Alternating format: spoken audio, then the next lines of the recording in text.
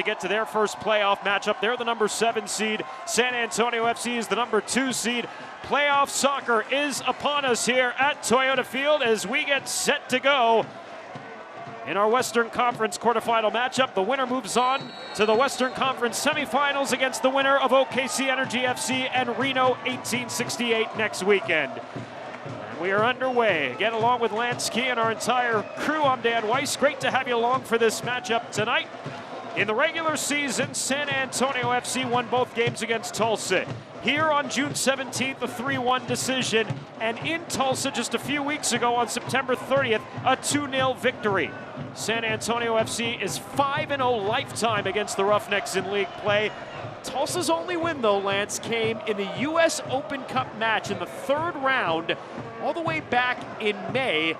It was a 0-0 game that went to penalties, and Fabian Serta, who's Tulsa's keeper tonight, got the win for the Roughnecks. Yeah, you're dealing with a playoff format in that type of situation, much like tonight. The regular season results, the history, in honesty, doesn't matter anymore. You got 2 sides here. The seeding has gotten them here. At this point, seeding matters nothing. We're going to have 2 good teams, I think, tonight, and it should be an entertaining match.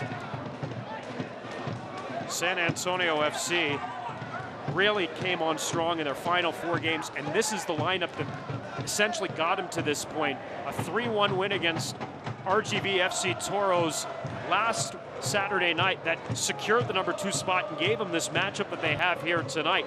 But Lance, for a team that had struggled to score, they really turned it on over the last couple of games. They look fantastic these last couple of games.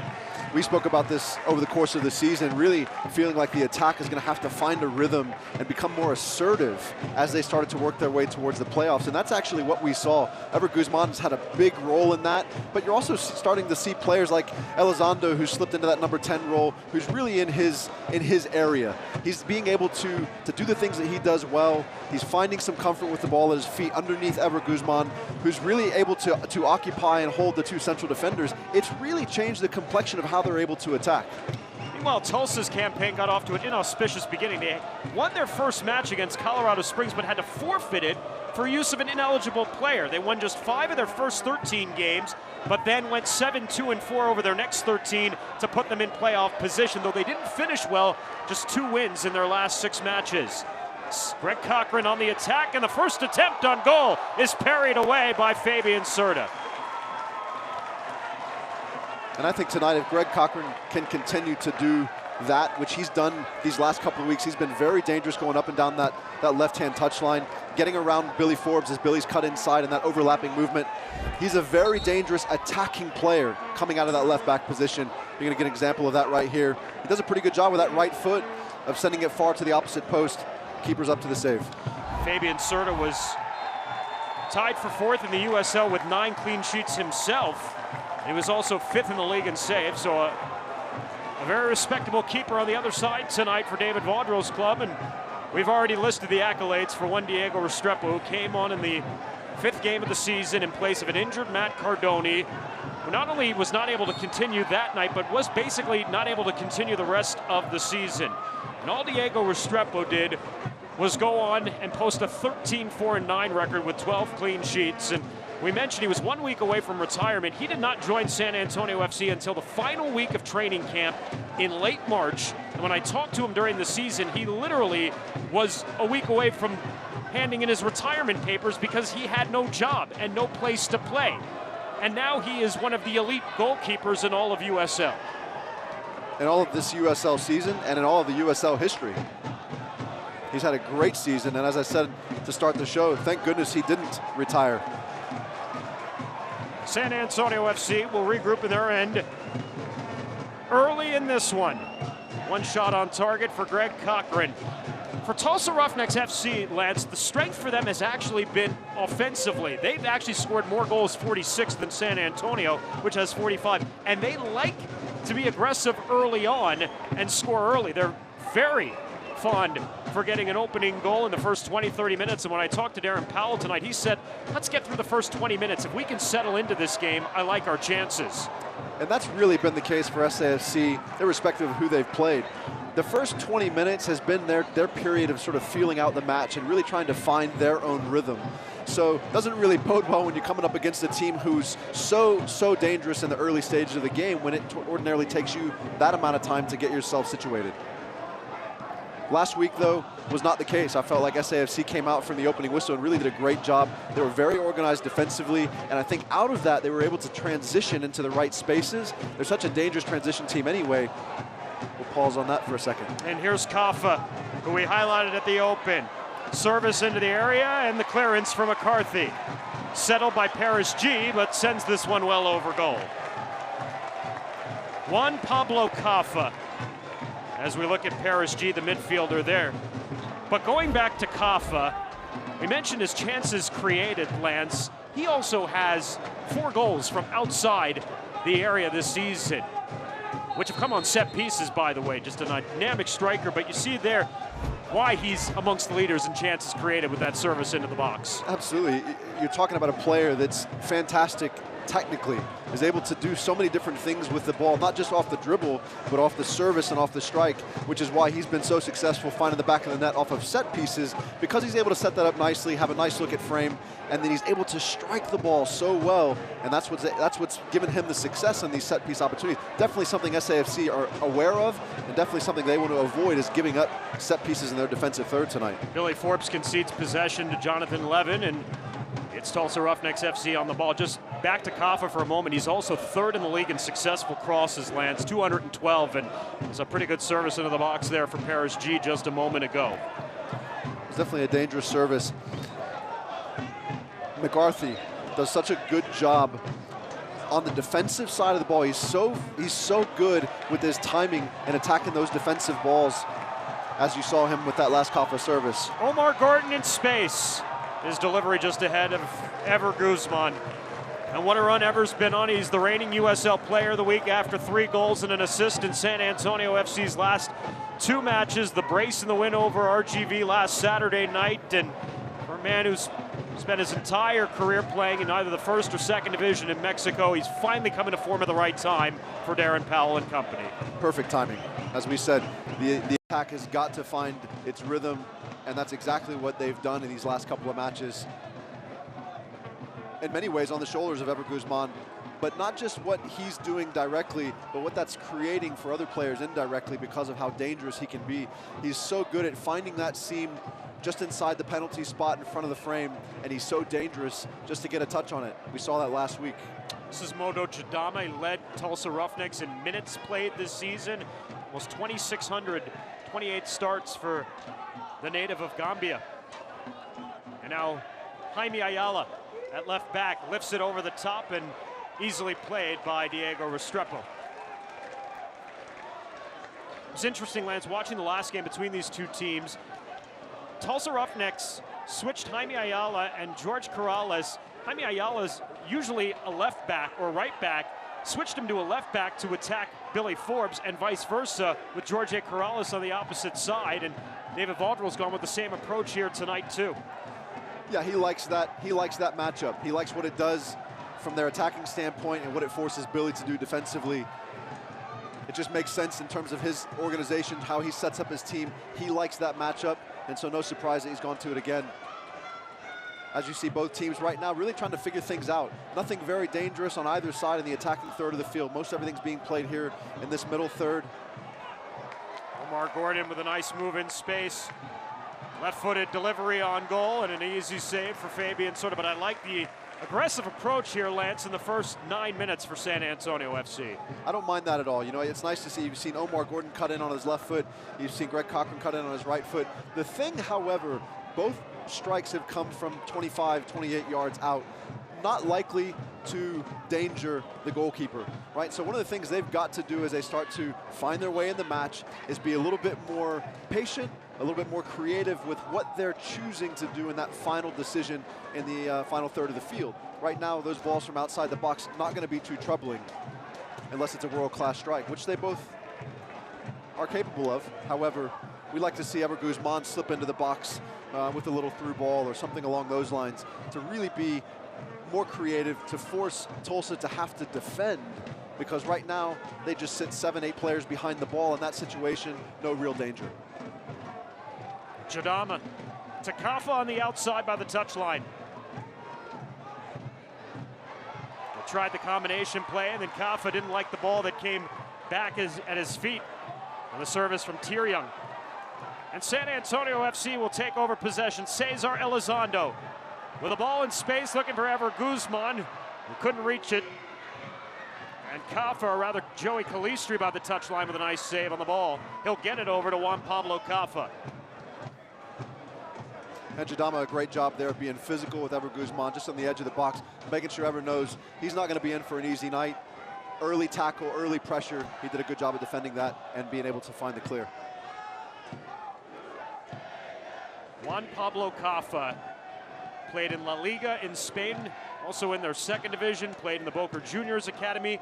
They call him, Lance, the violinist of the viaduct, because when he scores, he plays the violin, or the fake violin, I should say. Well, for SAFC fans tonight, we'll hope that doesn't happen.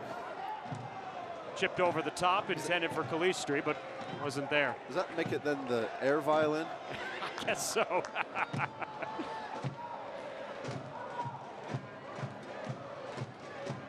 Lots of space opening up on both sides through the middle third of the field. You see in both teams really trying to get numbers behind the ball, make progressive passes forward difficult to find. Players standing in the way of easy connective passes. And here we see Pekka. He's done such a nice job of sitting at the back of midfield for SAFC, oftentimes coming back and getting underneath and allowing them to maintain possession. We'll stop that for a second. But he's done such a nice job of that. He's not the flashiest of players, but he's always around the ball, and he's always good to connect the pass. There's so much value in that for a central midfielder. Oh, you've got two really good central midfielders tonight. Pekka, and the man who has the ball right now, Jonathan Levin, who played second division in Mexico, Veracruz most recently. And he's done a nice job in holding down the defensive fort for Tulsa, even though they're the only team in the Western Conference playoffs with a negative goal differential. It's nowhere near as bad as it was for the Roughnecks last season when they were outscored by the opposition 61-22. Ayala. Boy, it really has been a chess match here early between these two clubs. Levin in space. He gives it a go off a foot, and Diego Restrepo will settle under this one. 13th minute at Toyota Field. A couple of chances for San Antonio FC that have been handled by Fabian Cerda. Two very veteran keepers tonight. Restrepo, 29 years of age. Cerda is a native of Chile, is 28 years of age on the other side.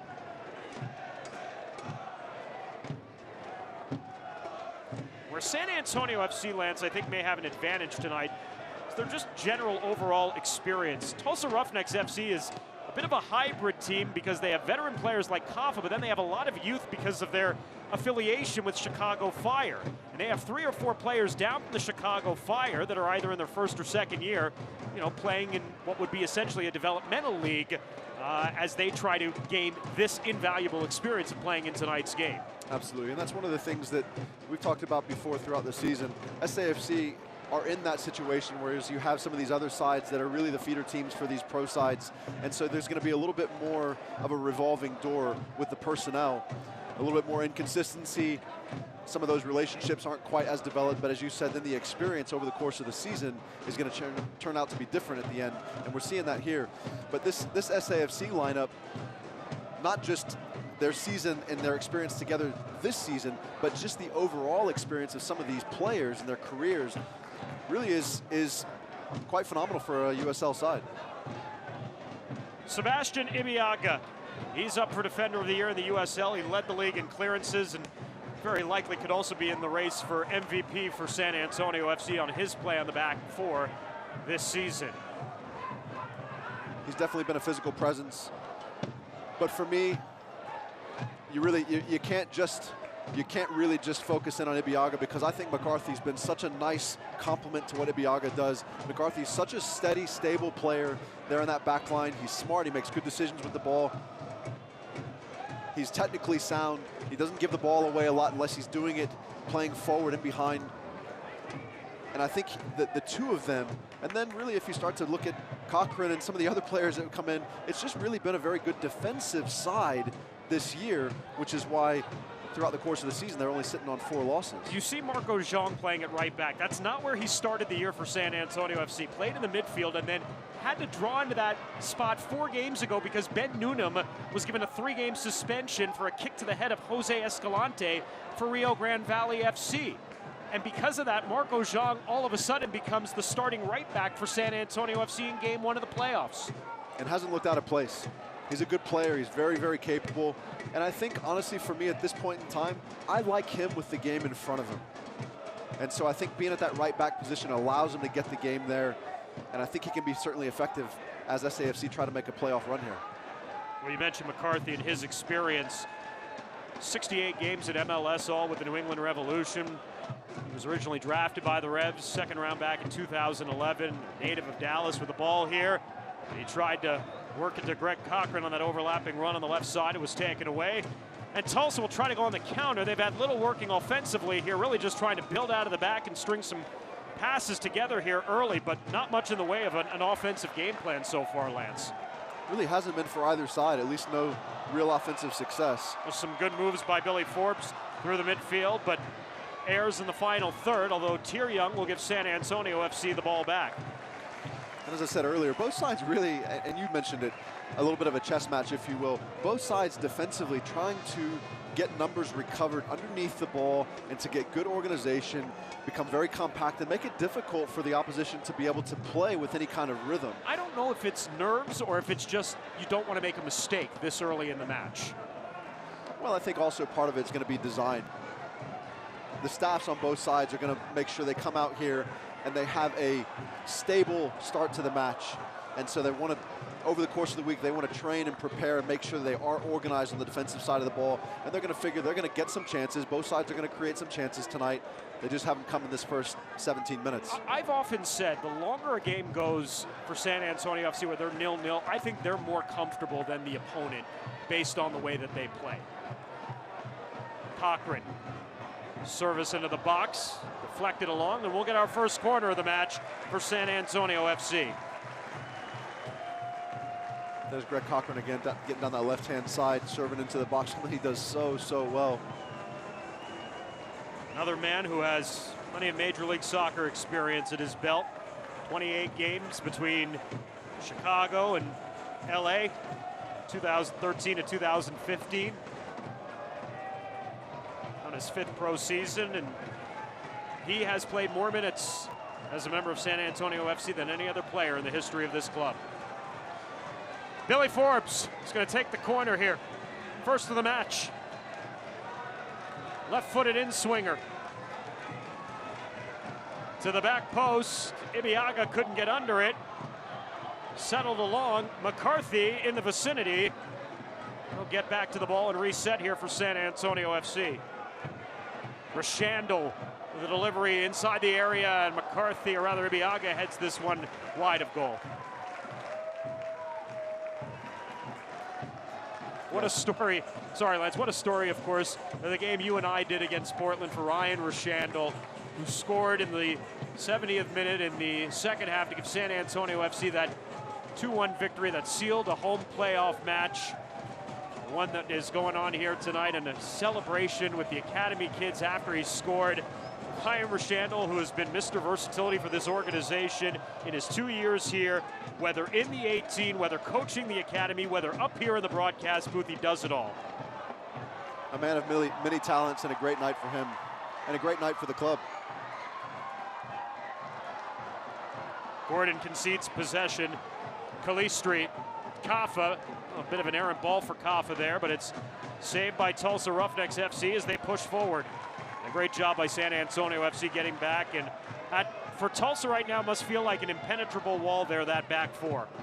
Cochran looking in Billy Forbes' direction. There's a bad ball that Ever Guzman nearly pounced on, but Fabian Serta was able to poke it away. That's Ever Guzman just lurking in that central space. Got to be very careful on both sides as a defender. You cannot lose sight of where he is. And to your point, Tulsa trying to find some space going forward, but you see they're not really going forward with many numbers. There's not a true commitment to the attack at this point in the game. I don't know if that's by design by Coach Vaudreuil, if he's just trying to keep them settled and organized and not get too exposed early on in the match. But certainly there's not a real hurry. There's nothing that's really forcing them to get forward at this point in time, and so they aren't seeing any real success in the final third of the field because they haven't committed to it at this point. Well, with Levin and G playing in the central midfield right now, I get the sense that this is a defensive tactic by David Vaudreuil to start the game, and I think he wants to see where this match goes here in the first half. And you know, he might also feel playing 0-0 with San Antonio FC might be to his benefit too. Joaquin Rivas gives it a go. Restrepo makes his first save of the match.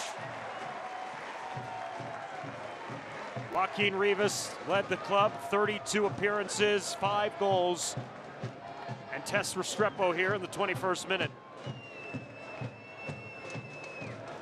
You can see the same things going on both sides. When the back line of either team is picking up the ball, there's really an absence of availability of central players in the middle of the park.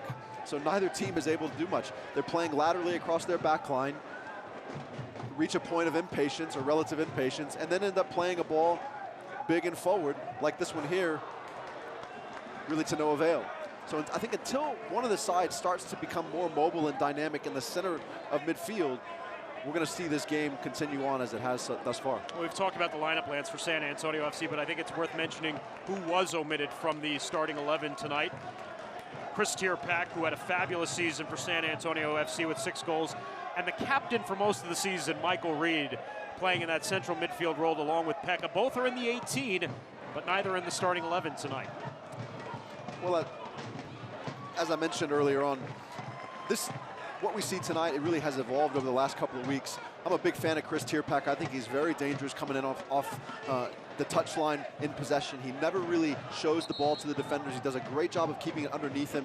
So he's very, very dangerous, very, very capable. But you can't argue with the form and the quality that we've seen over the last couple of weeks. In the end, it's a tough decision by Darren Powell and his staff, and ultimately to leave a player like Chris Tierpak out, he'd definitely be on the starting lineup for most USL sides in any match. It's a handball violation against San Antonio FC. When I asked Darren before the game about why Tierpak wasn't in the 11, he said, plainly, we've got 3 fabulous wide players and only 2 wide positions available to start the game. So it's more of a luxury, I guess, rather than a controversy, if you want to call it, but certainly notable to say the least. Even teams at the top of the table have challenges.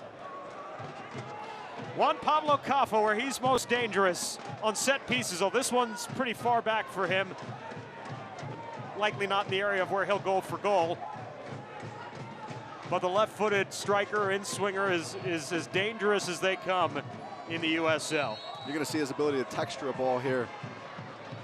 Bends this one into the area, and Ibiaga with a clearance to the corner of the box. Lifted back along and in. McCarthy gets on top of this one. Paris G out top.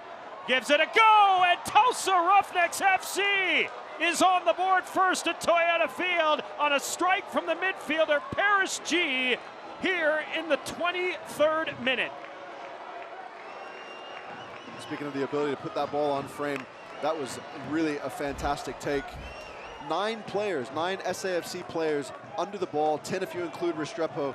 No pressure to it. It's a ball that's cleared centrally, and that player is able to step forward, get his first touch out of his feet, and really under no pressure is able to pick out the top corner there. Tough for Diego Restrepo to see that ball and just not able to keep it out. Just a fantastic finish. What a finish for the third-year man, Paris G.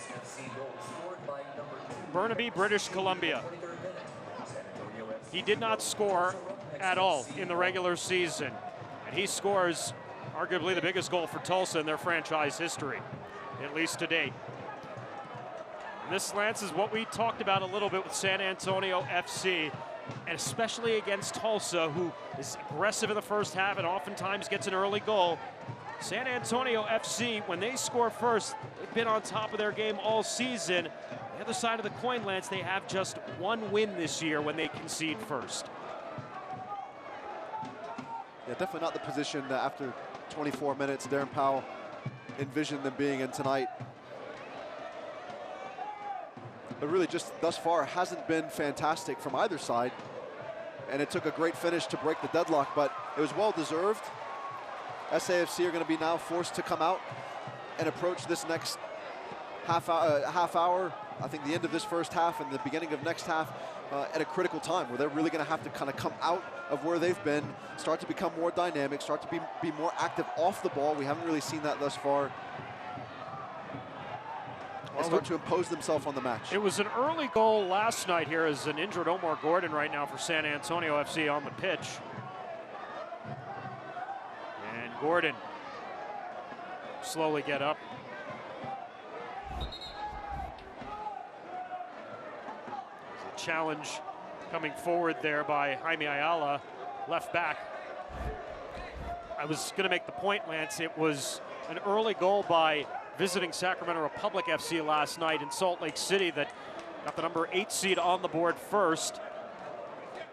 The home side scored on a penalty kick in the 85th minute, and then after a scoreless 30 minutes of extra time, it was penalties that decided, and it was a 3-1 victory in penalties for Sacramento Republic FC as they advance to the Western Conference semifinals. So once again, here's a lower seed on the road getting the opening goal. And this format without a home and away, it changes things. Really takes I think the seeding almost matters not. Some people might argue that it matters more. In my mind, it matters not, because in the end, it's a single match, and anything in this game can happen on any night. It doesn't matter how good or bad the team is or has been. It matters how good or bad they are on the night. And thus far, neither team really has been great, but that finish was great. And it's going to take a great performance now in this last bit of this match from SAFC if they're going to turn the tide of this result. Well, it wasn't automatic this year for Tulsa, Lance, when they scored first, and it wasn't automatic for them even as recently as last Saturday night. They were up 2 at home over Colorado Springs and conceded the next 4. So certainly all hope is not lost for San Antonio FC, not with the attack they've had, but certainly now the pressure is on them as the home side here down 1-0. Listen, they've got over an hour, so there's definitely no fear that this is lost. They've got over an hour of play to get things right, and I suspect that they will. Unfortunately, as we've talked about, it's a little bit of a slow start for SAFC, which has been pretty much the case most of the matches thus far this year. And so as they continue to find their way into the game and they continue to build and develop a rhythm, we'll start to see the form that they've been in, I believe, because of the personnel they've chosen to go with tonight. But good on Tulsa so far, almost a half hour into this match, and really haven't looked to be in much trouble at any point in time against a very good SAFC side and a very good SAFC attack. Tyr-Young. Kaffa along the touchline as he gets around Marco Zhang. And Kaffa goes down. He wanted a foul. Play on, says center referee Timothy Ford. That was a good decision there from the center official. And now the foul on Joey Calistri. San Antonio FC will continue possession. Nearly through the first half hour of the match, Parrish G in the 23rd minute, who did not score all season, nails a strike from about 23 yards out. Give Tulsa Roughnecks FC the opening goal on the road in their first playoff match. San Antonio FC, which has never lost in USL play against Tulsa, and Lance, they scored multiple goals in all 5 games of the regular season against Tulsa over 2 years. It's the only opponent in the USL that San Antonio FC has had that kind of offensive success against. Kaffa. As it returns it to Jaime Ayala. It appears as Tulsa is very well aware of that, because of the way that they've organized themselves tonight defensively. They've done a really good job of getting numbers back.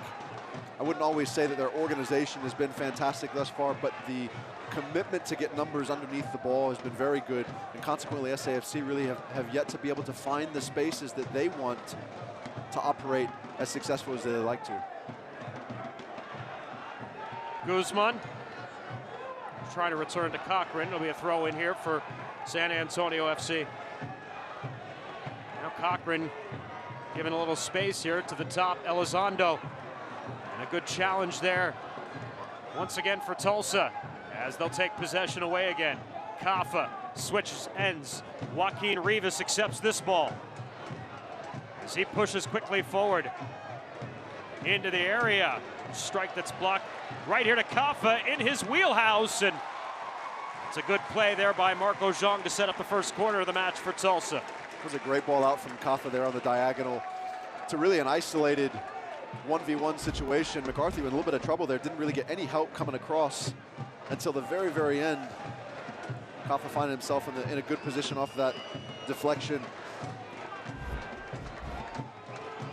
I'm a little surprised he didn't cut that back inside because of the isolation he had there with Ojong. Kaffa will take the corner. He orchestrates everything when it comes to their set pieces.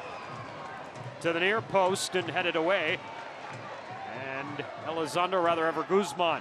A nice touch on the ball there ahead. Marco Zhang in space will quickly push forward here on the counter. Now Elizondo to the outside. There you see again that commitment of Tulsa to get numbers underneath the ball. Conversely, SAFC only really able to get 3 players ahead versus the 8 to 9 players that Tulsa were able to get underneath it. It's just going to have to be quicker. It's going to have to be cleaner from SAFC. They've been so dangerous in the counterattack and in transition all year long, and it's certainly something that, because of the personnel they have, they can do very, very well. And Tulsa recognizing that, which I think is why we're seeing the commitment defensively to get back. They do not want to leave their back line isolated. Gordon into the area, dangerous ball. And Ayala kept it alive. And we play forward. San Antonio FC thought they were going to receive a corner. Good job by Jaime Ayala to continue. And here's Joey Calistri in stride. Trying to deliver it back to the midfield and instead gave it right to Pekka. Ryan Rashandel in space. Guzman. Good organization here in the attacking third for San Antonio FC now with Cochran. Billy Forbes trying to get engaged in this match. And he's challenged along the touchline. San Antonio FC will earn a foul and a free kick. Oh, and Billy Forbes with a shove back on George Corrales. A little fortunate here, obviously. Billy losing his footing. Well, I mentioned that George Corrales is normally a left back, but David Vaudrell in the last matchup switched him and Jaime Ayala because he wanted George Corrales to match up against Billy Forbes, and he was effective in that match shutting down Billy, and so he's gone with the same tactic again here tonight. So watch that matchup throughout the game.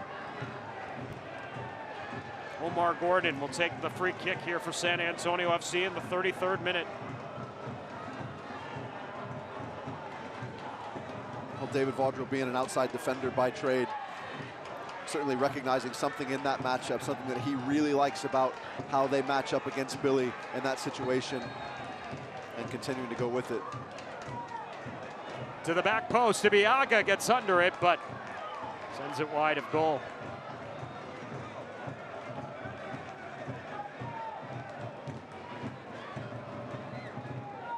So an early strike for Parish G in the 23rd minute. That came as a result of an initial set piece taken by Juan Pablo Kaffa. G eventually was the recipient under outside the area and delivered a perfect strike to the upper right corner of the net. That is the lone goal in the match to this point. Having said that, as my partner mentioned, you've got still about an hour's worth of game time remaining. San Antonio FC has often been more dangerous in the second half than they've been in the first half. Great job from Pekka there to organize that ball out to Cochran through McCarthy there.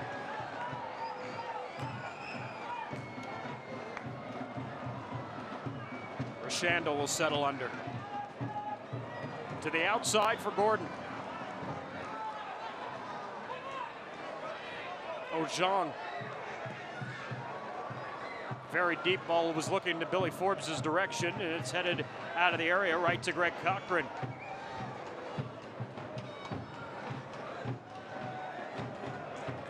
Forbes trying to make a move into the area, slips down, goes down. They play on. Cochran to the back post. Calistri heads this one out. Kaffa will come back on the ball. Definitely something for Billy to shout about there. There was some contact that as he slipped that ball between two players there and carried through into the box. There was definitely some contact that kept him from getting to the end of it. Now you see that left shoulder reaching out.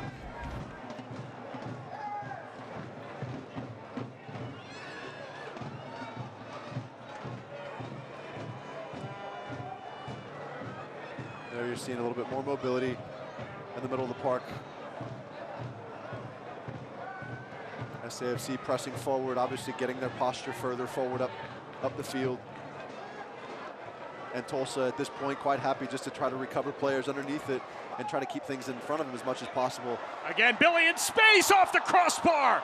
Left-footed delivery, and he didn't miss by much. Omar Gordon now into the area, and that's headed to the top of the area, not out completely, and now it does come out.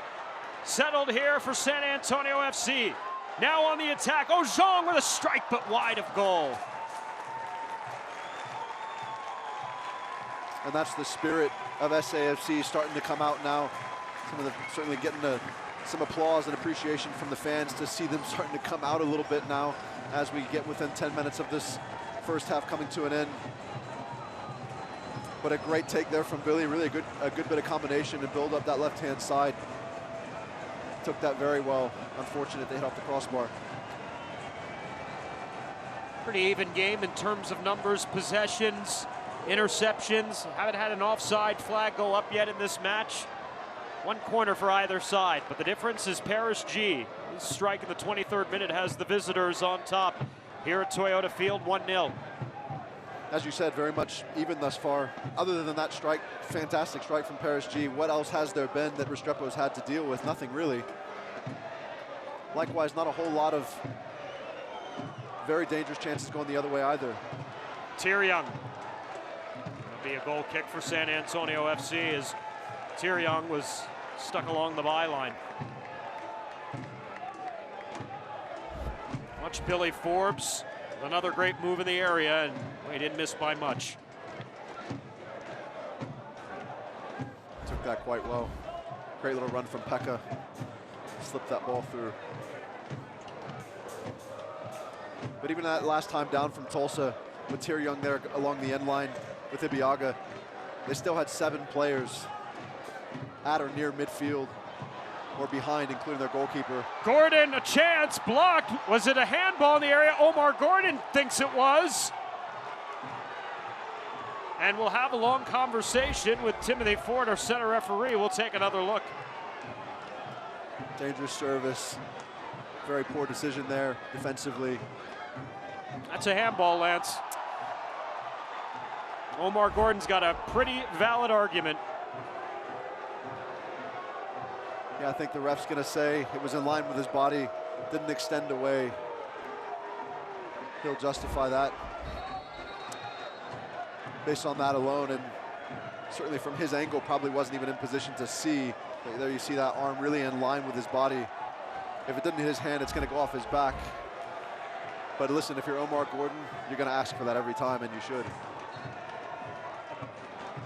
In the end, we play on from a corner. Second corner for San Antonio FC to the near post, and not the best service this time from Billy Forbes. It'll come out here now for Pekka. San Antonio FC has been pressing for the last 5 minutes. Gordon with good hustle, but won't be able to save this ball. The point there for young players in the audience, those last 2 services from SAFC, Billy Forbes there off that left-footed in-swing on the corner, and then Pekka. You've heard your coaches many, many times say over and over and over, you've got to clear that first defender. There's an example both times of that ball not clearing that first defender, and those are the times and the situations where counterattacks become very dangerous going the other direction. So even professionals sometimes don't get that quite right, but certainly something to focus on as a ball striker.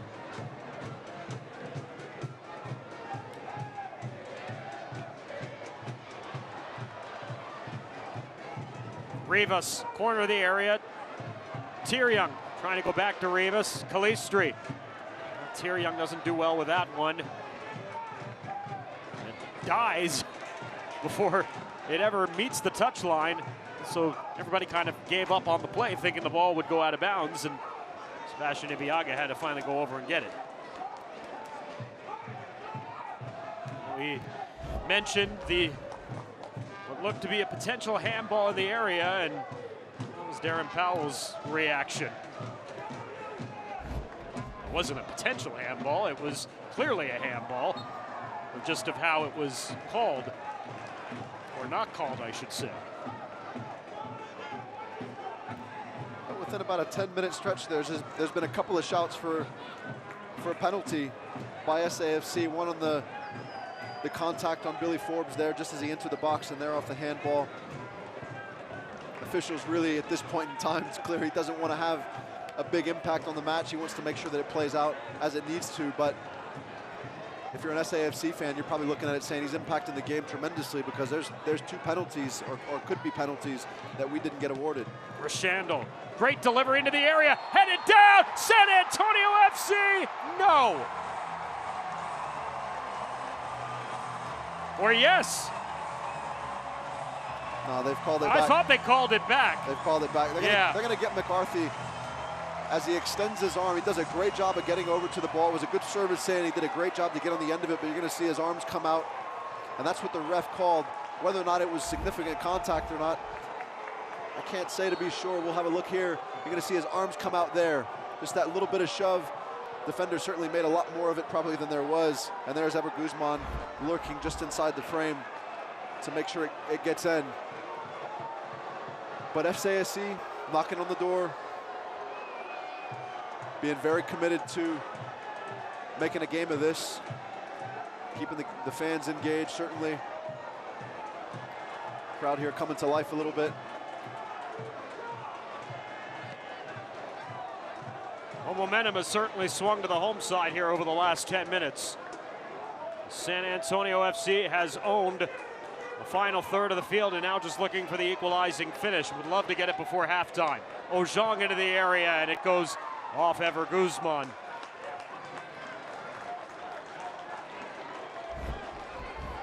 Lance, you said it. Watch Stephen McCarthy. By the way, it doesn't take about what this was a great delivery from Ryan Rochandel. Fantastic ball.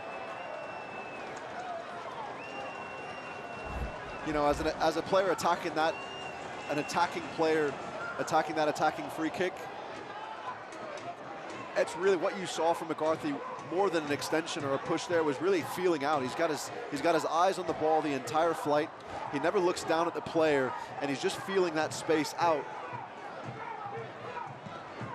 So you can't fault him for that. He does a good job of then heading the ball down, back across the frame of goal for that oncoming runner of Ever Guzman. Did everything right, but referee wasn't having it. You made a point about the referee not wanting to be involved or impactful in the game one way or the other here. More on that in a moment. Cesar Elizondo going to shake free. He does, gives it a go, just off the side of goal. Another good opportunity for Cesar Elizondo and San Antonio FC. But the point I was going to make was, so that's now maybe, as you've highlighted, 3 situations as we'll get a look here at the Elizondo strike. You love to see SAFC's form right now as they work their way into this first half.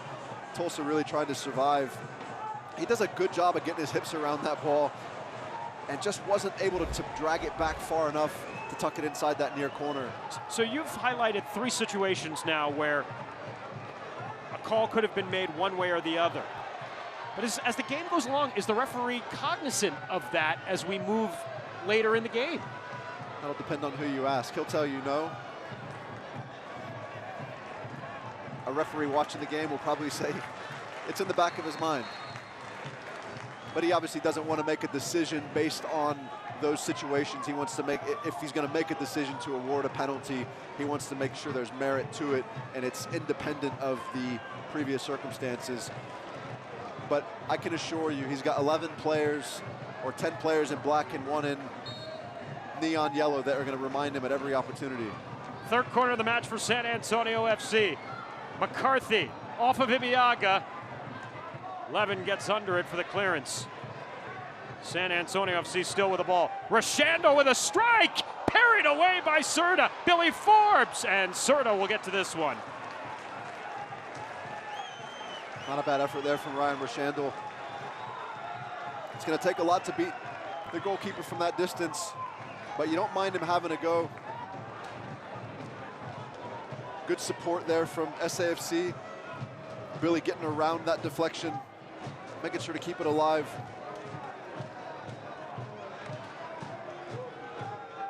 George Corrales will switch ends of the field.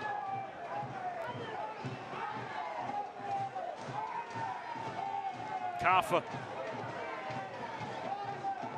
Jaime Ayala content to stay in his end of the field.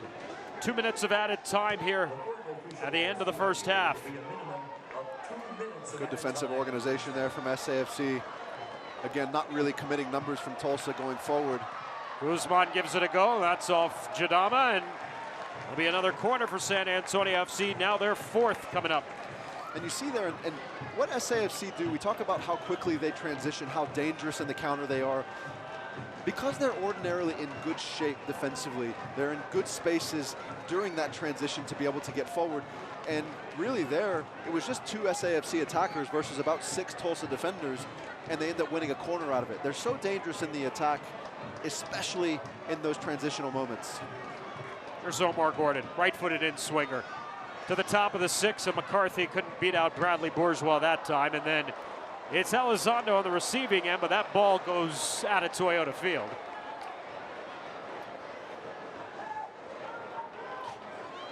We'll talk more about this, but if you're Darren Powell right now, as you approach halftime, likely going into it down a goal, what are you telling your team? I think you're telling them, listen, guys, we didn't start off the match very well. Neither team really has, but we've been a lot more dangerous than they have over the course of the first 45 minutes. We've got to continue to do the things that we've done well. Let's not forget where we've been these last couple of weeks and the form that we were in. Let's not go away from that. In fact, let's try to be consistent with those themes. And what have they done during that time? They've been good in organization defensively. They've had great mobility off the ball in the attack, and they've gotten good service into the box. And Ever Guzman is still Ever Guzman. He's still going to be a great player to target with those in-swinging balls into the 18-yard box. We still have the type of personnel and players in those wide areas who can create themselves some good situations and get those balls in. Let's continue to do those things. And Darren will hopefully preach those words as we've hit halftime at Toyota Field. Parrish G, his goal in the 23rd minute, has given the Tulsa Roughnecks a 1-0 lead over San Antonio FC in this USL Western Conference Quarterfinal. Darren Powell smarting a little bit as he makes his way to the locker room with 3 maybe controversial calls in that first half. Our halftime continues from Toyota Field after this here at Fox Sports Southwest.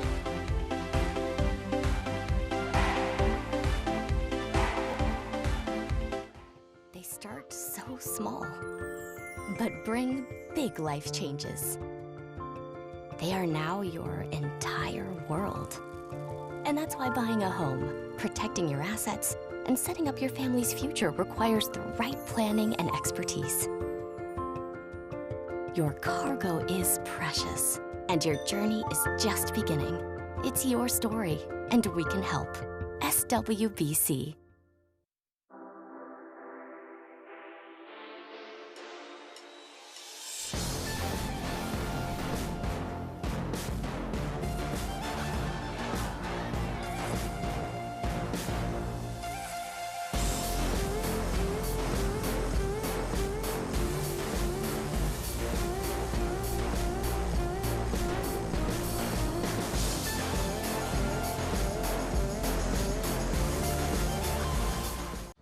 So I'm cruising here in my new Camry. You know, just following the nav's predictive traffic. That's when I saw smoke coming from the pet store. I called 911 on the Bluetooth and began the rescue.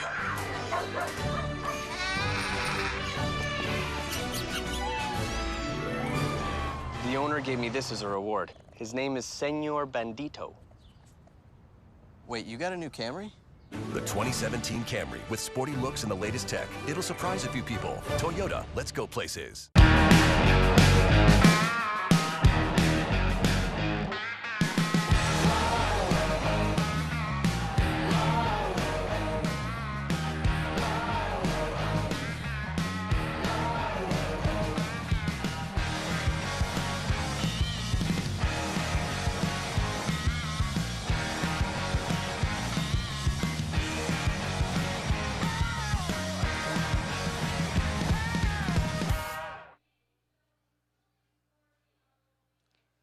Halftime at Toyota Field, Tulsa Roughnecks FC with a 1-0 lead over San Antonio FC here in this Western Conference Quarterfinal for the USL Cup. Omar Gordon joined San Antonio FC on August 17th, was after his Reggae Boys, Team Jamaica, put on a spirited effort in the Gold Cup, coming just a goal short of winning the Gold Cup and knocking off Team USA. But for Omar Gordon, it's been quite the ride this summer, and now trying to translate that into playoff success with San Antonio FC.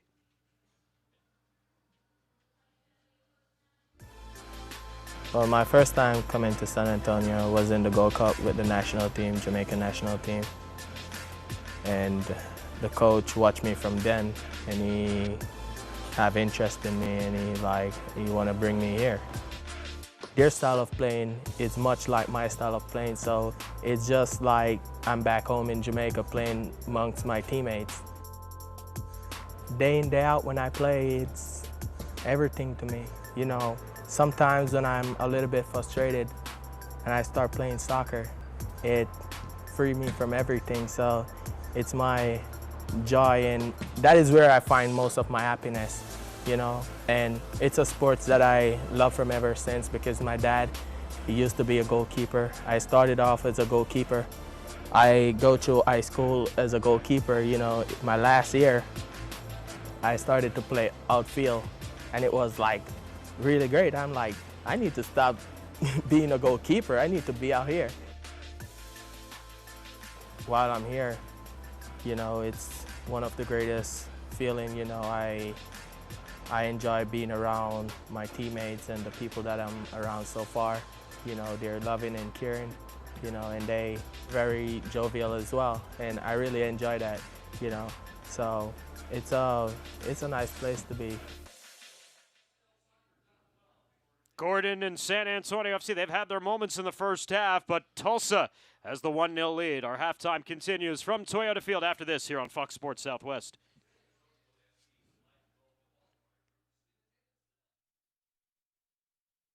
I'm a retired school psychologist, and helping people was my thing.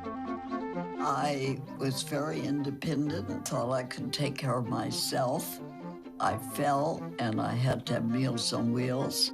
After my stroke, when Meals on Wheels started, I was on the other end of the stick, so to speak. Meals on Wheels, coming to my door as someone who's housebound, having someone check on me, assures me that I'm not forgotten.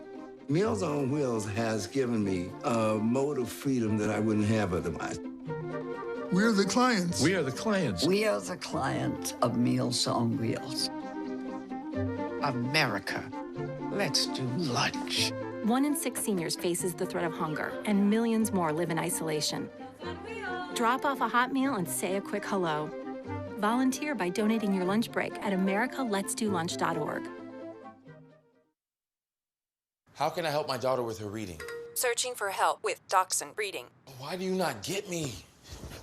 I do. This is what it feels like for kids with learning and attention issues. Redirecting to understood.org. Join parents and experts at understood.org, a free online resource about learning and attention issues to help your child thrive. The end of the USL regular season also saw the end to the statistical awards race and the announcement of the winners for Golden Boot and Golden Glove, along with assist champion. Expansion franchise Reno 1868 FC had an inaugural season for the record books, becoming the league's top-scoring offense and snagging 2 awards along the way.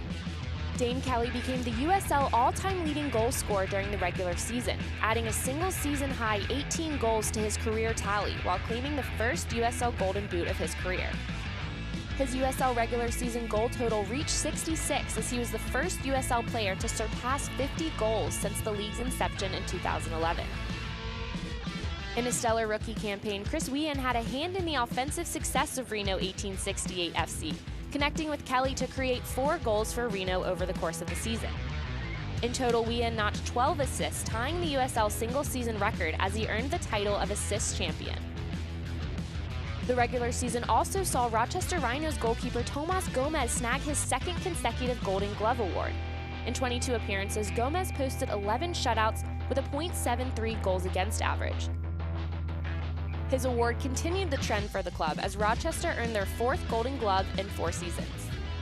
With playoffs finally here, the awards for MVP, Rookie of the Year, Coach of the Year, Defender of the Year, Goalkeeper of the Year, along with the 2017 USL All-League team will be announced in November. For USL Network, I'm Morgan Conklin.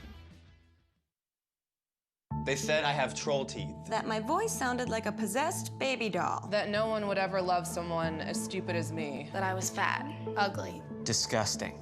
The effect of bullying is potent. We will no longer be the silent majority. Now, when you see online bullying, there's something you can do about it. We're gonna take action with the I. I am a witness. I am a witness. I am a witness. I am a witness. I am a witness, and so are you.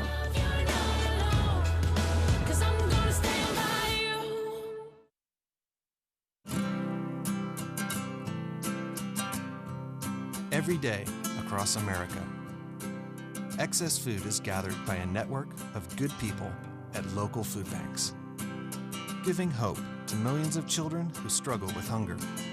They've earned their wings, and you can too. Together, we can solve child hunger.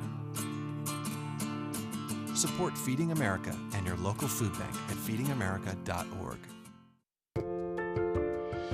They start so small, but bring big life changes. They are now your entire world. And that's why buying a home, protecting your assets, and setting up your family's future requires the right planning and expertise. Your cargo is precious, and your journey is just beginning. It's your story, and we can help. SWBC.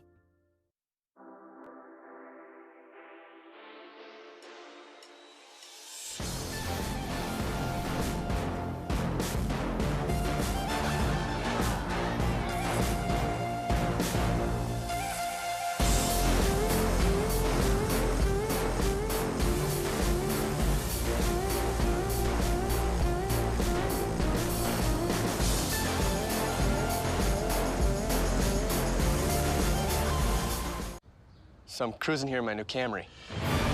You know, just following the nav's predictive traffic. That's when I saw smoke coming from the pet store. I called 911 on the Bluetooth and began the rescue.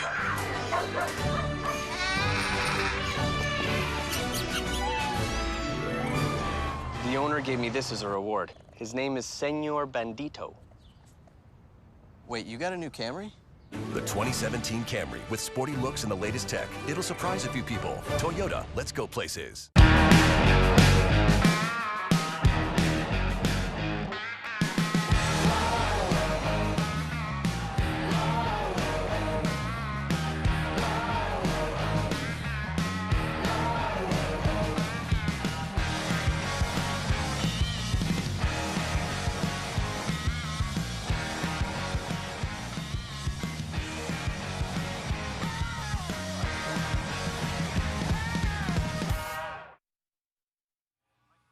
.45 minutes in the books, 45 to go in this Western Conference Quarterfinal. San Antonio FC trailing Tulsa Roughnecks FC 1-0.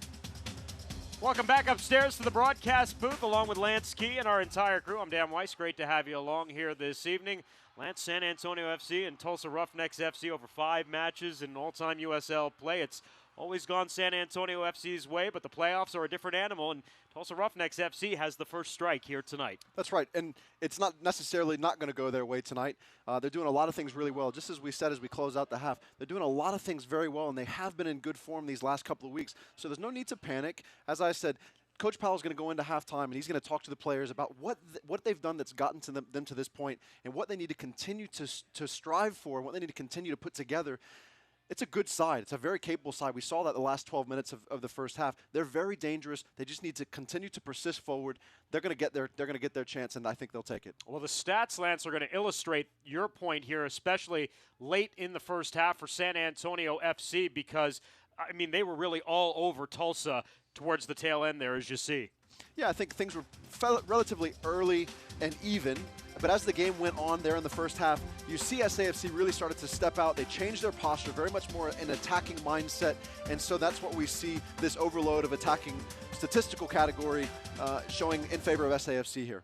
And of course, now the question is for Darren Powell, his 3 substitutes and how he goes about using them. He's got Obviously, a lot of weapons on the bench at his disposal. Chris Tierpak, Michael Reed. He knows he needs at least one here to extend this game. It'll be interesting to see, obviously, how he uses those substitutes going forward. He's got some great options. I think it's probably too early to make a change at this point in time. You'll probably see the same group come out to start the second half, but he's starting to think through what those opportunities are going to look like and who's going to take those opportunities. Well, we'll see what happens in the second half. That's coming up next. San Antonio FC down a goal. 1-0 to the Tulsa Roughnecks FC. Back with our second half kick after this.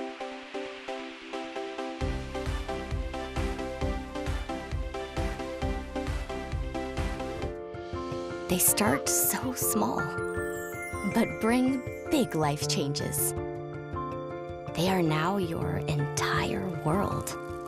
And that's why buying a home, protecting your assets, and setting up your family's future requires the right planning and expertise. Your cargo is precious, and your journey is just beginning. It's your story, and we can help. SWBC.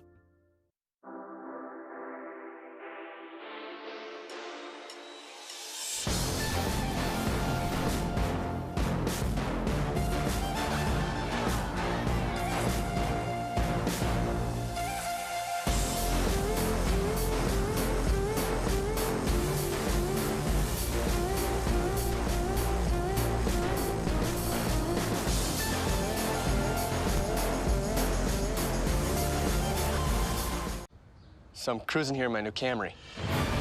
You know, just following the nav's predictive traffic. That's when I saw smoke coming from the pet store. I called 911 on the Bluetooth and began the rescue.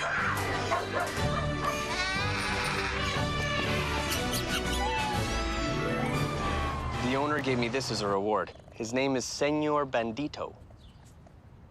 Wait, you got a new Camry? The 2017 Camry with sporty looks and the latest tech. It'll surprise a few people. Toyota, let's go places.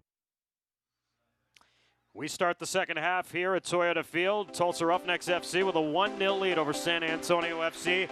That man, Billy Forbes, had 10 goals in the regular season, the most for a San Antonio FC player in 2 years. He's got 19 in his San Antonio tenure between San Antonio FC and the Scorpions. Omar Gordon with a couple of chances, and Lance, they're going to need those players here in the second half as they try to find the equalizer against the Tulsa Roughnecks and extend their season.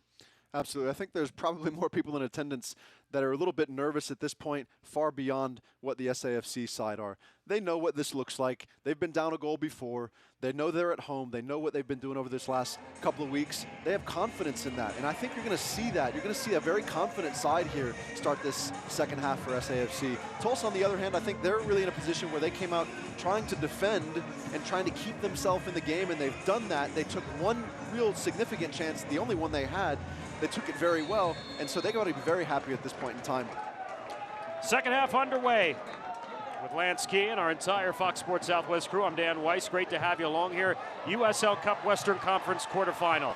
Billy Forbes on a turnover, breaks in, slides it into the area, and the clearance back out to the touchline, where Billy will try again. Edge of the area, and just a little bit too much dribbling in that instance. Jorge Corrales there with not a great start for Tulsa. Letting Billy Forbes have a go down that left-hand side. Billy really trying for that early service, which I really like from him because it gives that space in front of Ever Guzman to be able to run on to the end of those services. So I like that idea with that early ball in. Created a little bit of danger there for the Tulsa back line. No changes for Darren Powell at halftime, and no changes for David Vaudrell for Tulsa Roughnecks FC either. Two other Western Conference quarterfinal games going on simultaneously with this one. In Kansas City, Swope Park Rangers and Phoenix Rising FC are 0-0 through 45 minutes. In Reno, OKC Energy FC has the 1-0 lead over the highest scoring team in the history of the USL. That's Reno 1868, which scored 78 goals in the regular season this year. If you're a veteran to this game, you understand that at this stage in the season, seedings don't matter. The game can go any way on any night. You don't even have to have the best performance, as we saw here tonight. Thus far, Tulsa really hasn't created the better of the chances, or the more of the chances. That's come from SAFC. But you've got to overcome that. And I think SAFC certainly have the players with the ability to do so. And I expect Darren Powell to have gotten them ready to come out here this second half with confidence, with belief in what they've done, and and we'll see more of what we ended up the first half with here. Jadama returning it to his keeper. Bradley Bourgeois is a homegrown product of Houston Dynamo. As he returns it to Moto Jadama, and out of the outside, Jaime Ayala. Tyr-Young.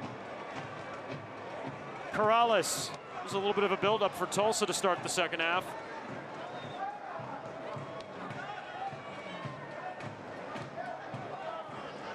Yeah, SAFC really dropped off the pressure to the ball, which has allowed Tulsa to sort of find themselves in spaces, I think, without them even really working for or expecting them. There's a nice overlapping run here. Joaquin Rivas.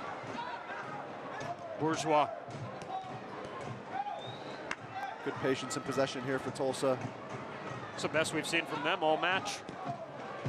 Well, as I said, SAFC really at this juncture right now have come off of the pressure on the ball, so it's given Tulsa that extra little bit of time. So Tulsa's taking that and doing a really nice job with it.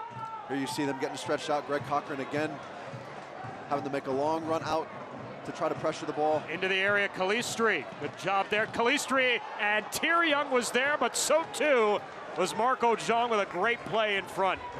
And Tyr-Young, although he was there for the touch, maybe he didn't get what he wanted because of Ojong coming back.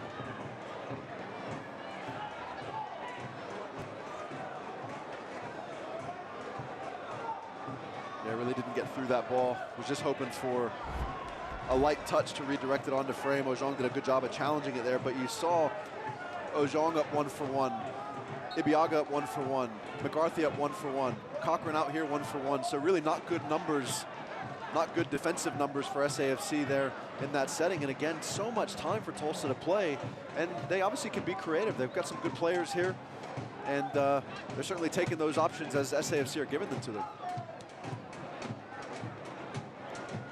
And a little bit of the same from Tulsa, just backing off the pressure on the ball, allowing players the freedom to pick up the ball and move with it. San Antonio FC wanted a foul. It was a pretty good challenge, though, from Jonathan Levin. And now here's Billy Forbes with a bump on the goalkeeper, Fabian Serta, and Moto Jadama and Bradley Bourgeois quickly coming in the direction of Billy. Billy is quickly being pointed away. Tulsa wants Billy to go into the books for the contact on the keeper. We'll see how Timothy Ford assesses the situation. I think a little bit of theater here. The smallest of contacts, nothing to the head.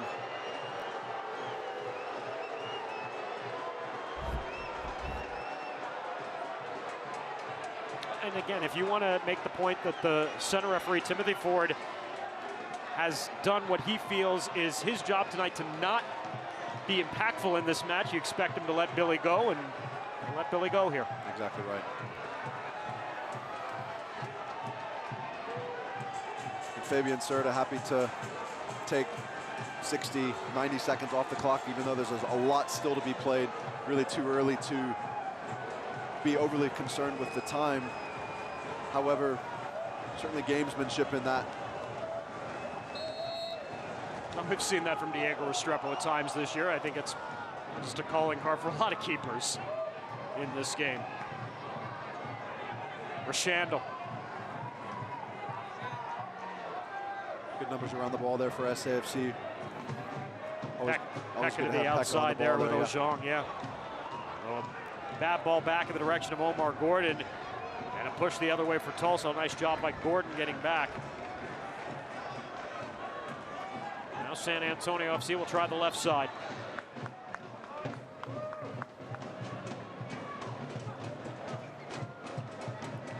Plenty of room for Peck up the middle. Zhang along the outside there with Gordon. Back to Sebastian Ibiaga. San Antonio FC trying to build out of the back and find something in space. Rashandle. Over the top there for Cochran. Can't get to it. Yeah, that ball needs to come out to Cochran there on the touchline, to his feet. He was in good position. Rashandle's touch forward, drew that defender inside, which allowed Cochran to have that space that he needed there. Just overcomplicated the service there.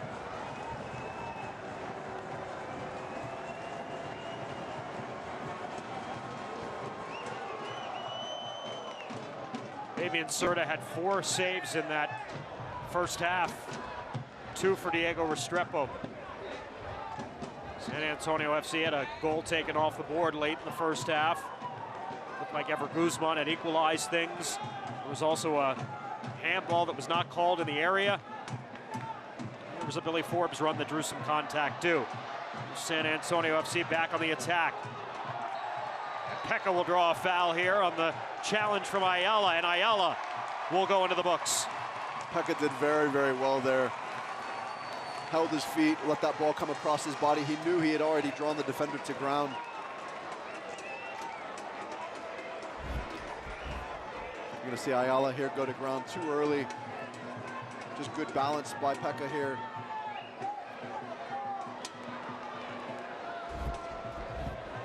Sets up an opportunity on the set piece for San Antonio FC. Lance, you and I have done so many San Antonio FC games this year where we talked about the importance of set pieces. They have gradually gotten better, but this has obviously been one area that has kind of plagued this group all year. Yeah, they haven't been fantastic. They're always dangerous, though, because they've got good players on the ball, and they've got good attacking threats for these services. You see McCarthy, you see Ibiaga, you see Ojong. These guys are very dangerous to get on the end of services. That was McCarthy and Ibiaga there, but so too were the Roughnecks. It'll set up another corner. First of the second half, 5th of the match for San Antonio FC, and they're quickly going over to take it. And now Billy Forbes, who was there, will let Omar Gordon come back over and get it. Well, as we've said multiple times thus far this year, these set piece opportunities in these playoff, these close matches are so important. So important.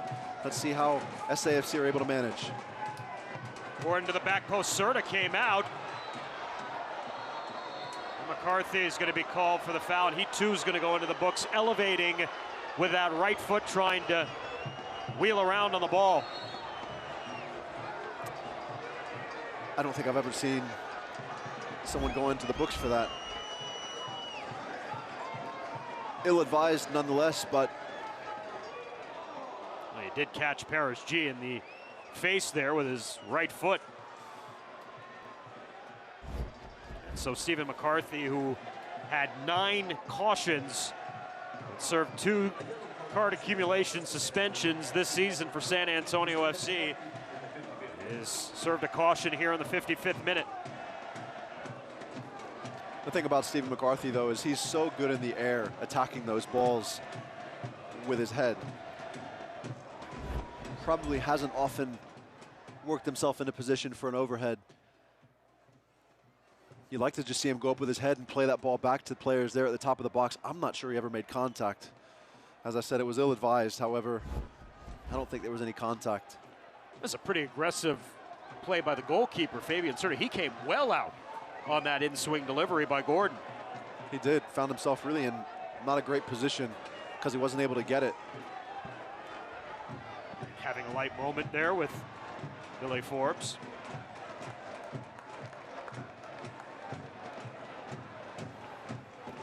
There is some familiarity between some of these players because of the fact that many of them played for Rayo OKC in NASL play last year. Rayo OKC ceasing operations after the season, and so players obviously had to find new homes. Billy Forbes and Pekka and Sebastian Ibiaga were part of that crew, and on the other side, so too were a couple of players that are in the 18 but haven't played yet here tonight. Ian Svantussin along with Ryan Byers and Kosuke Kimura.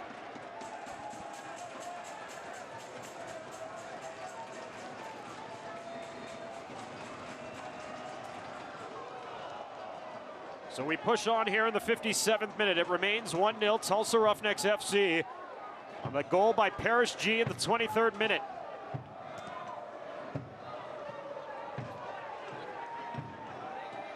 Rivas slips it into the box. Tyr-Young, and off the outside of the goal there on the final touch for Christian Tyr-Young, who we touched on at the top of the broadcast. 4 goals in 16 matches coming on late in the season. Was a draft pick of San Jose this past MLS Super Draft, but did not sign with the Earthquakes.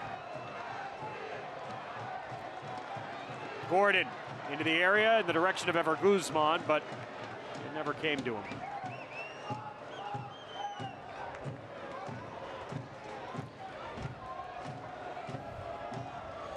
One of the things we haven't seen much from SAFC tonight, we've seen it a little bit, but what they like to do so much is get the ball into a Billy Forbes, into an Omar Gordon, who find themselves isolated with the outside back. I haven't really been able to do that, and one of the things that's so dangerous about that is that it forces that near center back to drift across, which then creates some space for Ever Guzman. Because they haven't found themselves in those situations much, we haven't seen what we've been seeing over the last couple of weeks to its full extent. Gordon trying to keep this one alive, and Paris G will send it like maybe off Omar Gordon. Yeah, it'll be a throw in here for Tulsa Roughnecks FC. Were you perhaps expecting a little more pressure for San Antonio FC to start the second half than we've seen so far here in these first 13 minutes? Just based on the way they finished the first half.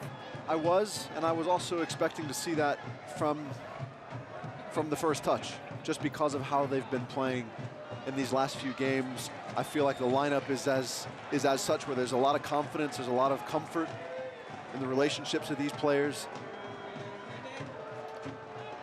But we've said they've been so good in transition, and Tulsa really, because of their shape, have eliminated a lot of the transition opportunities. Wide of goal there from Cochran. And SAFC are left to these types of situations where, because they're not able to get into that space behind the Tulsa backline and whip those balls across the face of goal, which they've been doing so well, they're sort of resorting to these balls just outside the box where they're trying to take a peek and see if they can squeeze one in, and they really just haven't been dangerous enough. Save a couple of options, a couple of chances, excuse me, there at the end of the first half.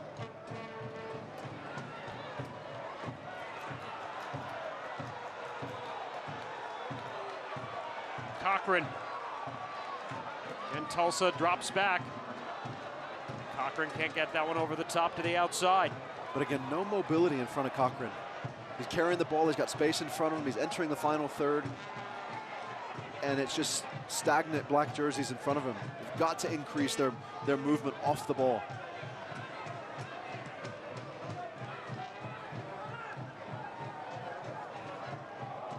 Pekka. Again, some craft from Pekka.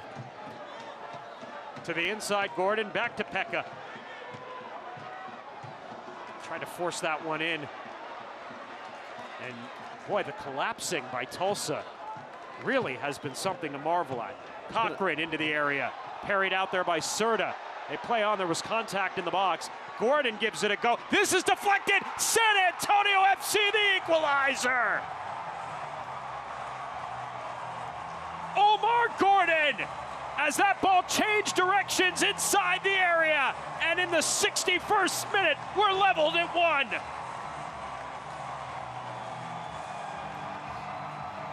I was just about to say, I'd like to see Omar play that ball out to the right side. He had Marco Jean getting down that touchline, but what do I know? A chance from outside the frame. Elizondo with a little touch just to redirect it, and Fabian Serta wasn't able to keep up with that direction change, and it finds the back of the net. This game is about to get very, very interesting here in this last half hour. Well, again, you know, the goal for Tulsa Roughnecks FC kind of took us a little bit by surprise, and that one too for San Antonio FC in a situation where it looked like nothing was developing. Kind of takes us by surprise too. Absolutely, but that's the game, and that's why we love it. As a fan of the game, you love it because it can turn and change at any moment. No matter what's already happened, things can change. And here we are sitting 1-1 with a half an hour to play. SAFC, although they haven't been great to start this half, have been more dynamic, have been more attacking minded than they were in the first half hour of the match, and now have the confidence of drawing 1-1. They're feeling good about things, and I think the game is going to open up here. Tulsa's going to probably do what they can just to try to keep it at bay, but I'm not sure that SAFC are going to comply. So San Antonio FC levels things up here early in the second half. And Ibeagha looking for more on the attack. Jumps around a defender. Ibeagha! That's wide of goal.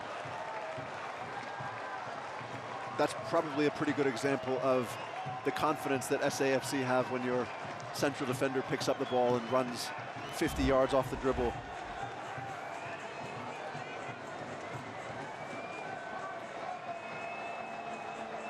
Just lost his balance there, reached for that at the end of a long run. McCarthy, a great win there at midfield.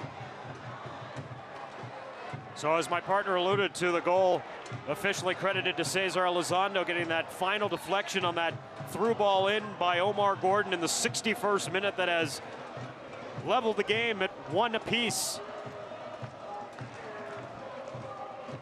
And now we'll see, as you point out, maybe there was a strategy for both sides in terms of the pace of play, the substitutions, and now that goes out the window and everything starts from scratch.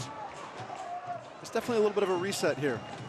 And I think the game, I mean, you can already see the game is starting to stretch a little bit from the back of the shape to the front of the shape. Things are starting to stretch a little bit more. You're starting to see some of these seams open up, and not just underneath the two back lines, but all the way through. There's little gaps that are opening up, and that's an indication to me that the game, in fact, will open up. There'll be a foul on Kafa. Good sportsmanship there. Went up to Cesar, and I'm sure he was okay. Or to Pekka, rather.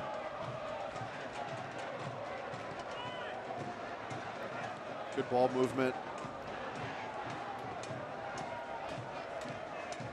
That's Elizondo's first goal, by the way, since April 27th in Portland. He scored 4 goals in the team's first 5 matches. He did not score the rest of the way. Ibeagha. Gordon along the outside. A good tackle there for Tulsa. It'll be a throw in for San Antonio. A lot of open green here as Elizondo turns to the top of the box. Cesar in the area. He goes down. No call. There was a lot of contact there. Cochran and McCarthy had their arms waved in the air. 7,000 referees in the stands had an idea. And Darren Powell not happy either, as he shouldn't be. Could he have kept his feet and carried on? Perhaps, but was there significant contact? Absolutely.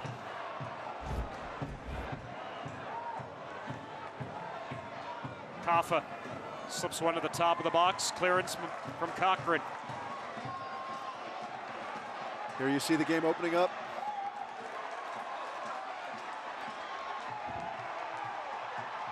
Oh, lovely bit of play from Eber Guzman with his back to goal. Elizondo! Well, and you know what? With the game opening up, there are skilled players on both sides here.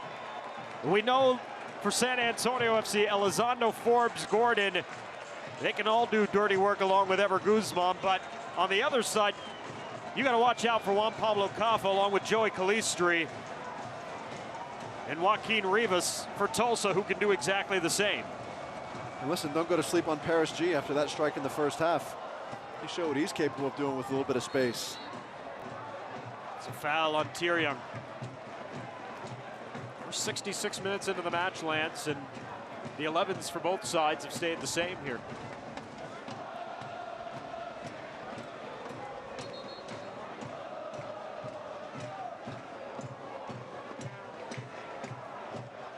I think both coaches at this point, coming into the second half, really wanted to see what the first 10 or 15 minutes was going to present it to them. And at this point in time, it's presented them with a different match. So players on both sides obviously staying warm, staying connected to be ready at any point. But right now, I think there's a little bit of a feeling out from both staffs trying to figure out, hey, what is it that we need to do here? Do we need to stay as we are? Is there anything that we see that we don't like with our shape, with our personnel?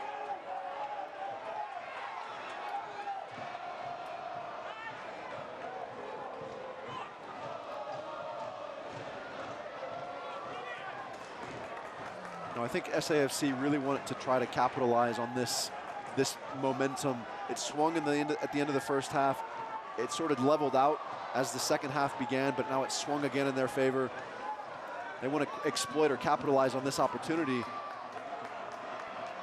Rivas, he got tackled from behind by Omar Gordon, and that'll be a possession foul here for Tulsa Roughnecks FC and Joaquin Rivas, and Juan Pablo Caffa will take it from one of his favorite spots here from 25 yards out of the corner of the box. Rivas does a good job here. There's nothing going for him. And he just draws some contact and goes down to get a set piece for Juan Pablo Caffa, who, as you said, is so good on these set piece opportunities. Not just as a finisher, but as a creator.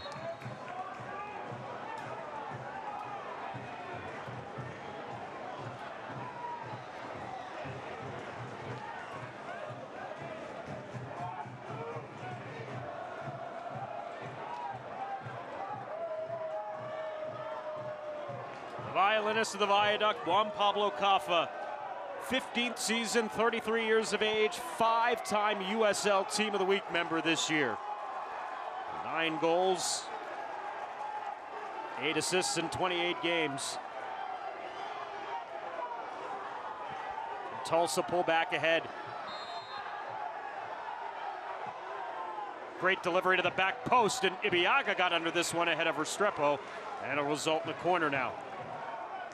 And Caffa will make the long jog to the opposite corner to set up this next set piece. And there you see Caffa dropping the ball really in a tough space. It's too far for Restrepo to come and get it in that traffic, but very difficult for a defender to have to recover back onto your frame and try to be able to play that ball out of your box. Ends up resulting in yet another set piece opportunity here for Tulsa. And when you get great service like Caffa gives, you are always, always, always dangerous.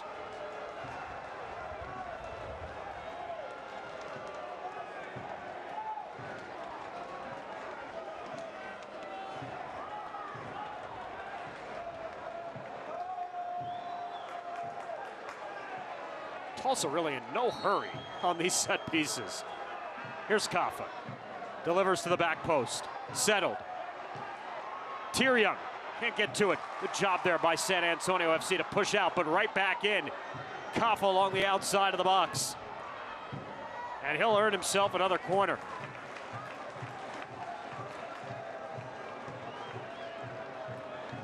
You saw Restrepo again on that last service from Caffa really get caught, thought he was going to go for it, and then had to back himself into his position there. He just places them in those areas that are very difficult to read. There's a lot of rotation on the ball, there's a lot of texture on the ball. Caffa to the near post this time. Clearance for Ibeagha. Forbes gets it out, delivered back into the area. Now settled, but unable to slip it in there was Ayala. And to the outside it'll go, and finally San Antonio FC breaks the pressure. Gordon, good speed up the wing. Paris G gets back in stride. Gordon now to the inside. Gordon with a strike into the box that was blocked, and for Guzman there was lurking. And that's a moment we haven't seen many times in the match where SAFC have really gotten out on the break and had good numbers because Tulsa have recovered so well. We talked earlier about the importance of doing something dangerous with your corners, otherwise it could end up in your own box. There was an example of that, and you're right, Ever Guzman was lurking, as he always is, even on that service there from Greg Cochran, who was trying to find him, undoubtedly. You see these early services, and SAFC do this a lot, where they hit these early services in 25, 30 yards off the end line, where they try to whip the ball in there around the penalty spot because they know that Guzman, they don't even have to look for it. They know that he's going to be in that space. 72nd minute. 1-1 at Toyota Field. Paris G in the 23rd minute now. Another injured San Antonio FC player, Omar Gordon. He's been down on the pitch a couple of times tonight, and might finally see Chris Tierpak enter the match here, as it looks like he is making his way over. I mean, Omar Gordon's put in quite the effort here tonight, and Well, you can put in a guy like Tierpak for your final 20 minutes. What a weapon.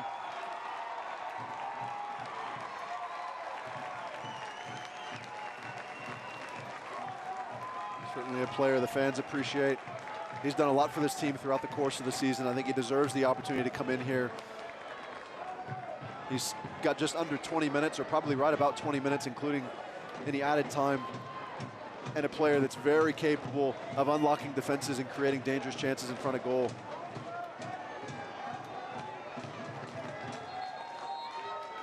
And you'll see a different style player to Gordon.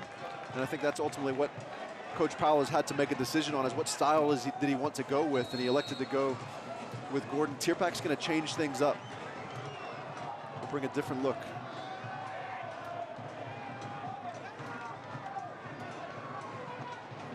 Kaffa. Rivas, good touch. Tyrion concedes. Dibiaga. Again, Pekka coming back defensively to make that tackle, working back on Tyrion. A great presence on both sides of the ball he's been tonight.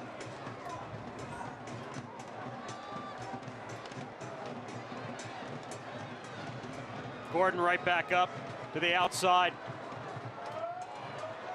Deep delivery by Ojong, settled by Billy Forbes. Great touch there in the box, and San Antonio FC is going to earn a corner out of it. Really brought that down in a tough spot there. Jorge Corrales having to make a decision what he wants to do with that touch. Does he want to commit to it even? And what may be Omar Gordon's final moment of the match here, we'll see. He'll deliver the 6th corner of the night for San Antonio FC in a 1-1 game here in the 74th minute. Very dangerous ball. Oh, he knew it. He was wide open at the top of the 6. Exactly right. He will not find himself with that much space anytime soon. Really a good service in there, in swinging. Does a good job as the defender goes to ground and just can't stay over the top of it.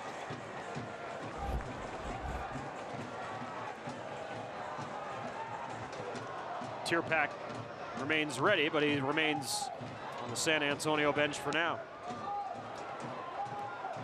It's not a bad ball there from Greg Cochran. Forbes absorbing a little contact here. Guzman plays it wide for Gordon. Corner of the area, Gordon in. Bradley Bourgeois gets up ahead of Billy Forbes. Pekka settles under it. Back out wide, Ojong. Much too much on that service. Really not been very good delivery from Ojong coming down that right-hand side for SAFC. But a good ball, Greg Cochran there. McCarthy went up, challenged for the first ball here at midfield. A little bit uncharacteristic in that he didn't go up and win it. But Greg Cochran just dumped it right into their back line, forcing a second ball scenario, and SAFC were able to get numbers underneath it and create something out of that. So Chris Tierpak will come on for Omar Gordon, who assists on Cesar Elizondo's goal that has this game leveled in the 61st minute. And Chris Tierpak, 6 goals in the regular season for San Antonio FC, including 2 against these Tulsa Roughnecks here on June 17th at Toyota Field, will come on.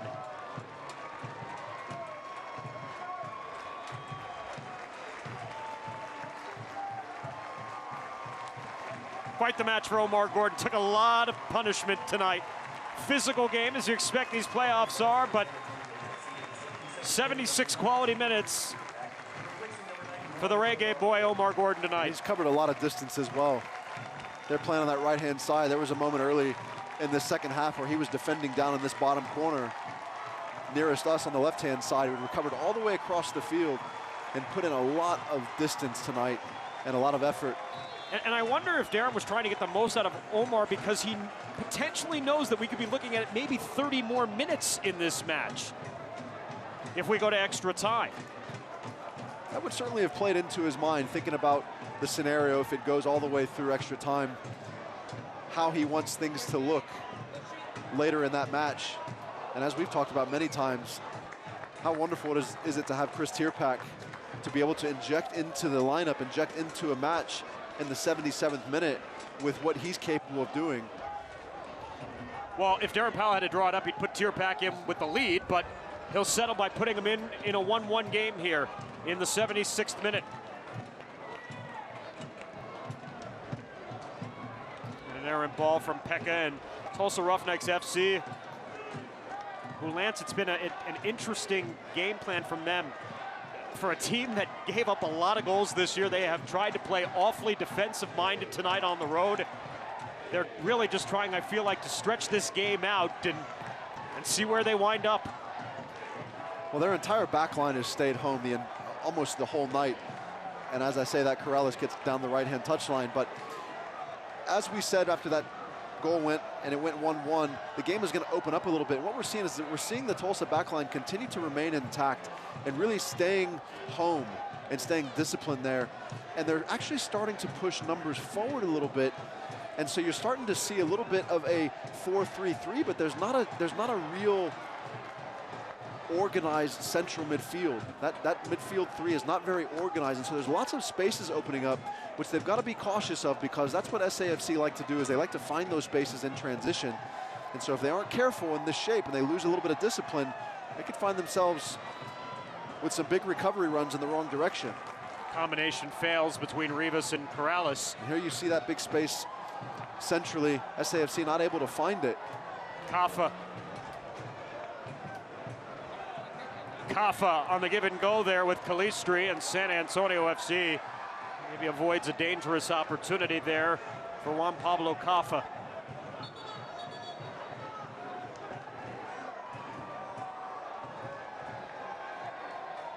Nobody for Tulsa getting ready to come into the match here as we hit the 80th minute.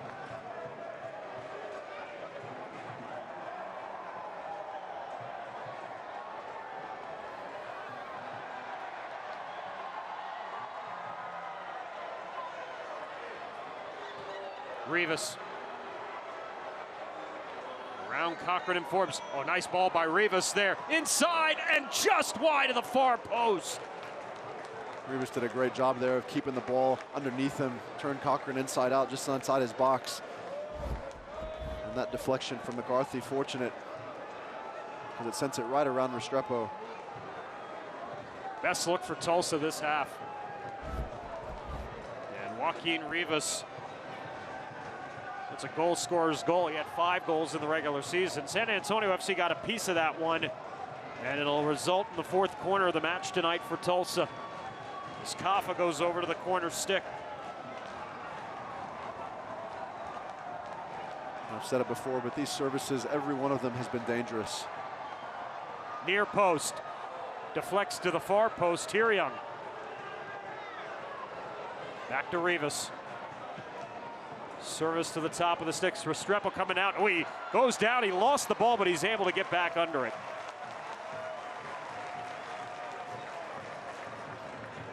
And quickly ahead for Tierpak. A little decoy move there, but the ball's going to sail away from him. I like that decision from Restrepo there to force things into that space. Tierpak played it pretty well. On Jaime Ayala, who had to deal with Omar Gordon for the first 76 minutes, now gets a fresh Chris Tierpak here down the stretch.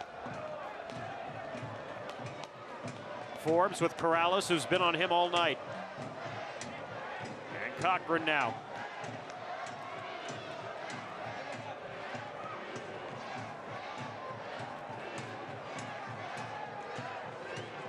Ibiaga, very deep ball, and Serta's got to play this over goal to set up a corner.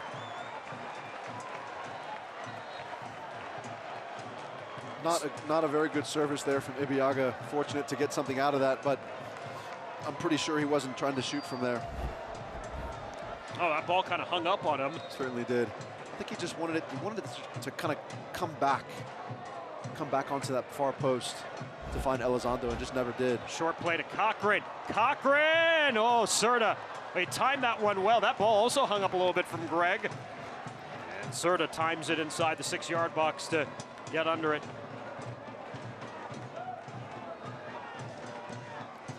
and a bad ball there from Serta on the outlet clearance. Billy Forbes got a piece of it, but ricocheted off his right foot.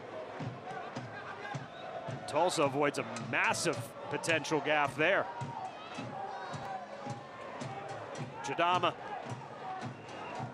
Calistri. Quiet night for Calistri, who's got also 9 goals on the season, but they've had their eye on him too. He hasn't really been able to do much in space either.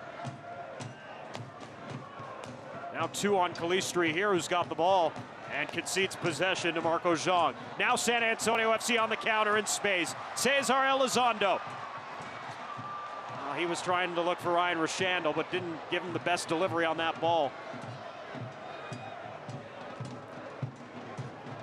And a few times, Lance, you talked about it before, where San Antonio FC was able to open up in the counter and unable to take advantage there. Yeah, it wasn't a bad idea from Elizondo. Everyone thought Guzman was going to get the ball. Probably should have gotten the ball. Player like him finding himself in some space inside the 18-yard box, but tried to go against the grain. And a rare bad ball from Juan Pablo Caffa as he was trying to hand it off to Joaquin Rivas.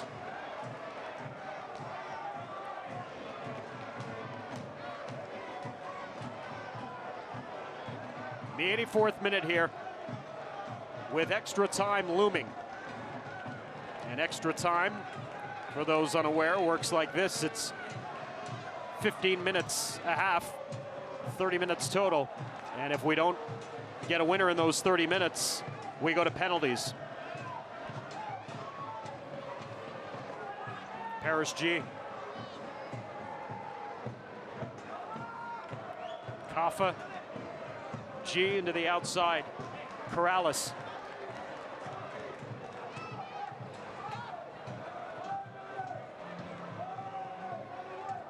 Ian Svantusson is getting loose here on the Tulsa sideline. Looks to be their first substitution coming in. Big 6'6" striker.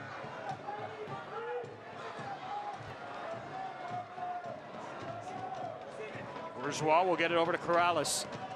And Corrales delivers it back to Moto Jadama. Jadama and Bourgeois really have done a pretty good job tonight of managing thing as a tandem there in the central defense for Tulsa. Haven't allowed Ever Guzman to really find much space or find much possession. Staff has done a good job of preparing for this match, taking that away and taking some things away out wide, forcing SAFC to come up with some new solutions. Corrales. Caffa. 2 watching him. Back to Corrales. Billy comes back over. Into the midfield, Calistri for Caffa. Footsteps behind him. And Elizondo may have prevented a strike there. Levin to the outside, back for Paris G. Now Tulsa trying to pick their spaces. A little bit of confidence in possession here from Tulsa, pushing both outside backs high, forcing the 2 wide midfielders for SAFC and Billy Forbes and Chris Tierpak, forcing them to have to work all the way back and defend here late in this match, which makes it a long way to go to get to their attacking 18-yard box. Well, they were trying to push ahead again there for Tierpak, just couldn't get him the ball. They were trying again to catch Tulsa, who has played this 11 for 86 minutes. I'm sure feeling some fatigue now. Billy Forbes slips it for Elizondo. Elizondo back into the area. Forbes, and he went up high. And he catches the defender inside the area trying to hit that ball. That's Moto Jadama.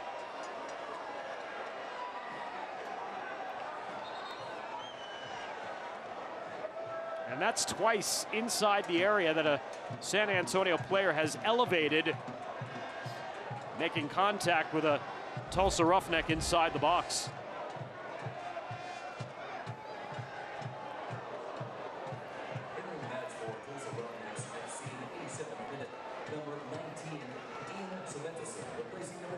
So in the 87th minute, Ian Svantusson will enter the game as he'll take out Chris Tieryoung. As they continue to attend to Jadama on the pitch. Svan Tussin, we mentioned, a big striker, 6'6" from Orlando.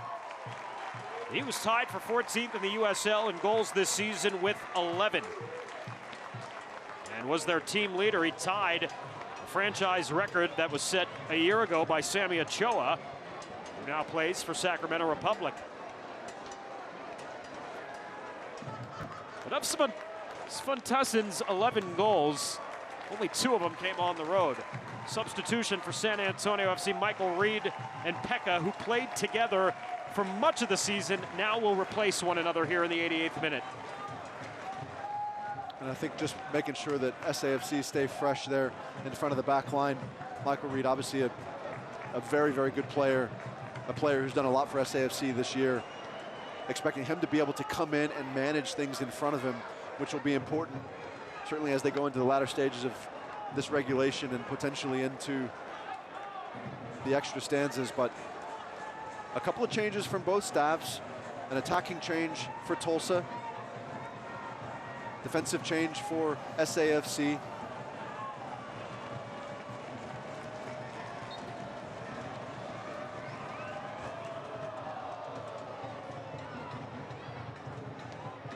I would imagine as we come to the end of 90, there's going to be a fairly sizable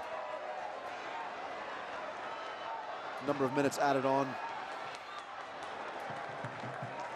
San Antonio FC will earn yet another corner. This will be their 8th of the evening.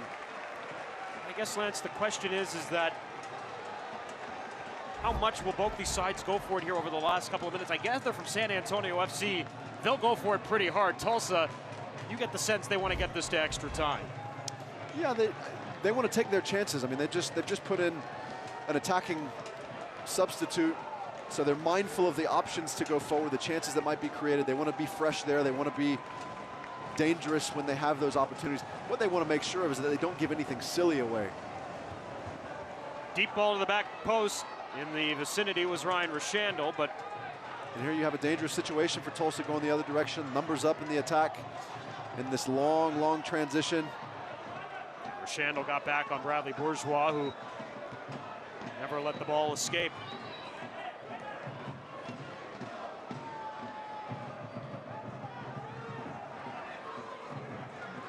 Svan Tussin's first touch of the match. That's going to be a corner for Tulsa. Their 5th.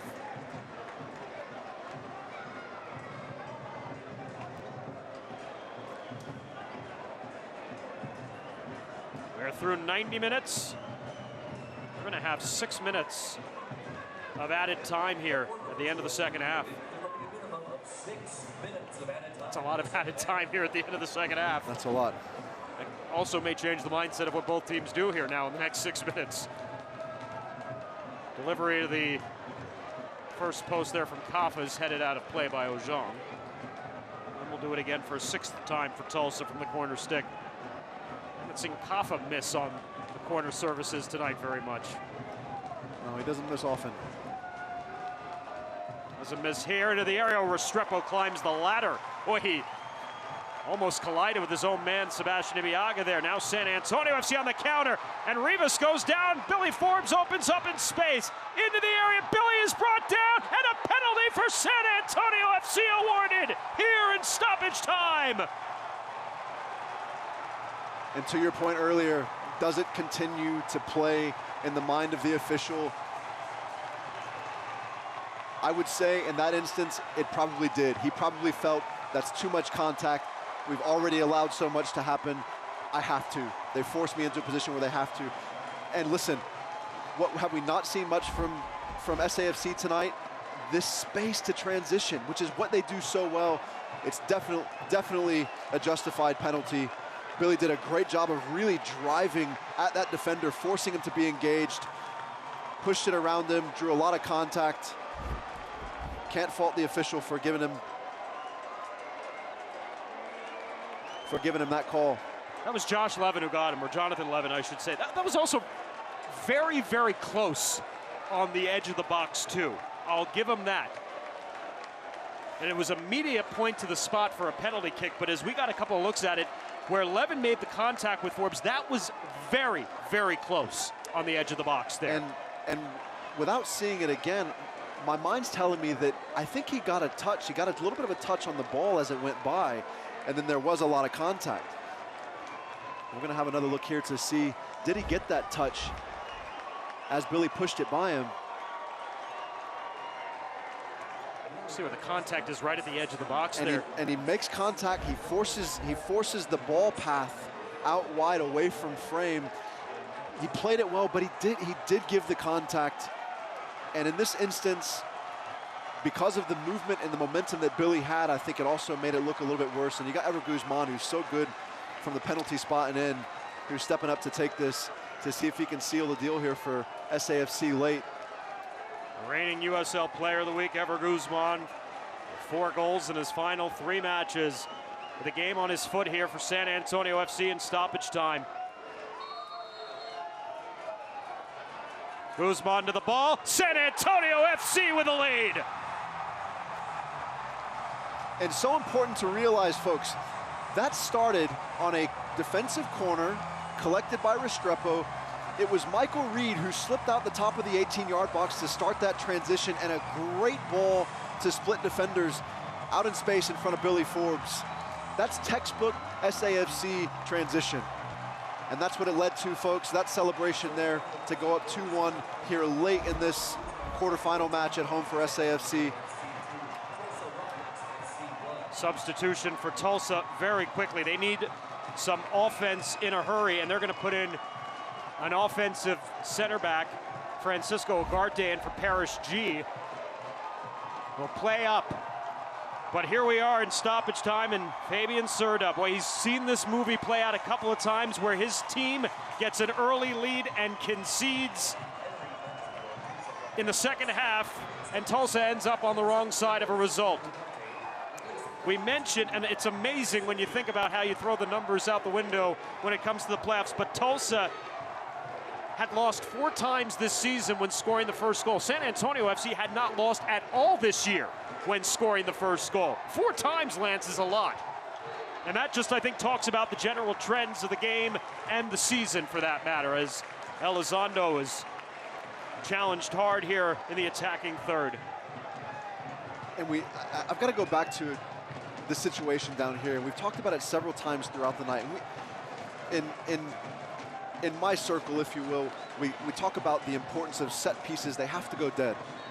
They have to go dead. But what happens is the ball ends up in the goalkeeper's hands. It doesn't go dead, which means it's not in the back of the net or it's not out of play, which allows for that transition. And you go from an attacking corner to digging it out of your own net. And it's at any level. It's so important that those set piece balls, that those entries even into the final third of the field, that they go dead. Otherwise, in these tightly contested matches, that's the difference right there. Final substitution for Tulsa will be Pavel Kondrakin. One last gasp for the Roughnecks. He's on for Jonathan Levin. The 2 holding midfielders, you know, I think they did a great job tonight for the Roughnecks in terms of what their game plan was. They wanted to play this very close to the vest. They wanted to find their opportunities. They did in the first half. It looked like, Lance, the way the game was flowing, they were going to pull the upset here in San Antonio. But a big goal by Cesar Elizondo, and things just changed from that point forward. Absolutely, absolutely. Guzman keeps this ball alive. And it's a throw-in for the Roughnecks here. And to be quite honest, there were 6 minutes initially added in stoppage time, but frankly, we have no idea how much more is going to be added on.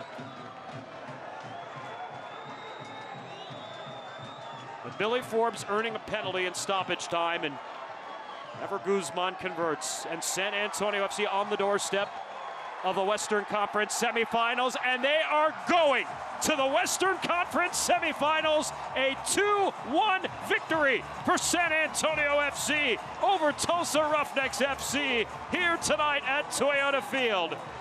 As Ever Guzman and Cesar Elizondo, the 2 goal scorers, embrace. And Darren Powell has to go separate his players from Tulsa, and about a half dozen of them went right to the center referee, Timothy Ford, obviously very upset with how this obviously finished up. It's a gut-wrenching result. It's gut-wrenching to lose it in that way.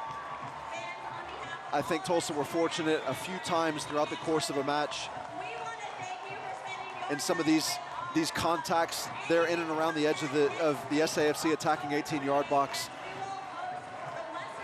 But you're right. The intent tonight for Tulsa was clear: to come out, play it very tight, get numbers behind the ball, stay as organized as you can, and eliminate SAFC's transitional spaces, which they did almost the entire night perfectly, except for there, right at the very end, on their own corner, and created all that space for Billy Forbes to get into, and SAFC doing such a great job on the counterattack. The USL playoffs will continue next Saturday night here at Toyota Field. The Western Conference semifinals, San Antonio FC against either OKC Energy FC or Reno 1868. Tickets on sale now, sanantoniofc.com or 210-444-5MLS. We'll tell you who's winning that OKC Reno game when we return.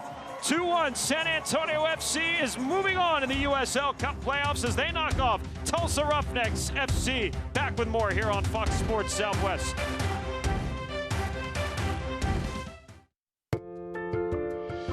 They start so small, but bring big life changes. They are now your entire world. And that's why buying a home, protecting your assets, and setting up your family's future requires the right planning and expertise. Your cargo is precious, and your journey is just beginning. It's your story, and we can help. SWBC. Look for the silver door, Timmy. All right, here we go. Timmy! What is this place? Welcome to the Spurs Retirement Club. This is nice. Here we have all-you-can-eat H-E-B Prime 1 steaks. Awesome. And here's your monogram steak, sir. Cooked to perfection. Plus our unlimited supply of Creamy Creations ice cream. You get it? Yeah, I get it. H-E-B Prime 1, just like they serve in the finest restaurants. Gotta crank this party up a notch. So I'm cruising here in my new Camry.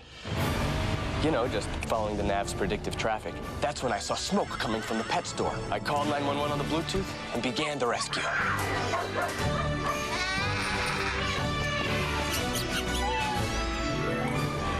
The owner gave me this as a reward. His name is Senor Bandito. Wait, you got a new Camry? The 2017 Camry with sporty looks and the latest tech. It'll surprise a few people. Toyota, let's go places.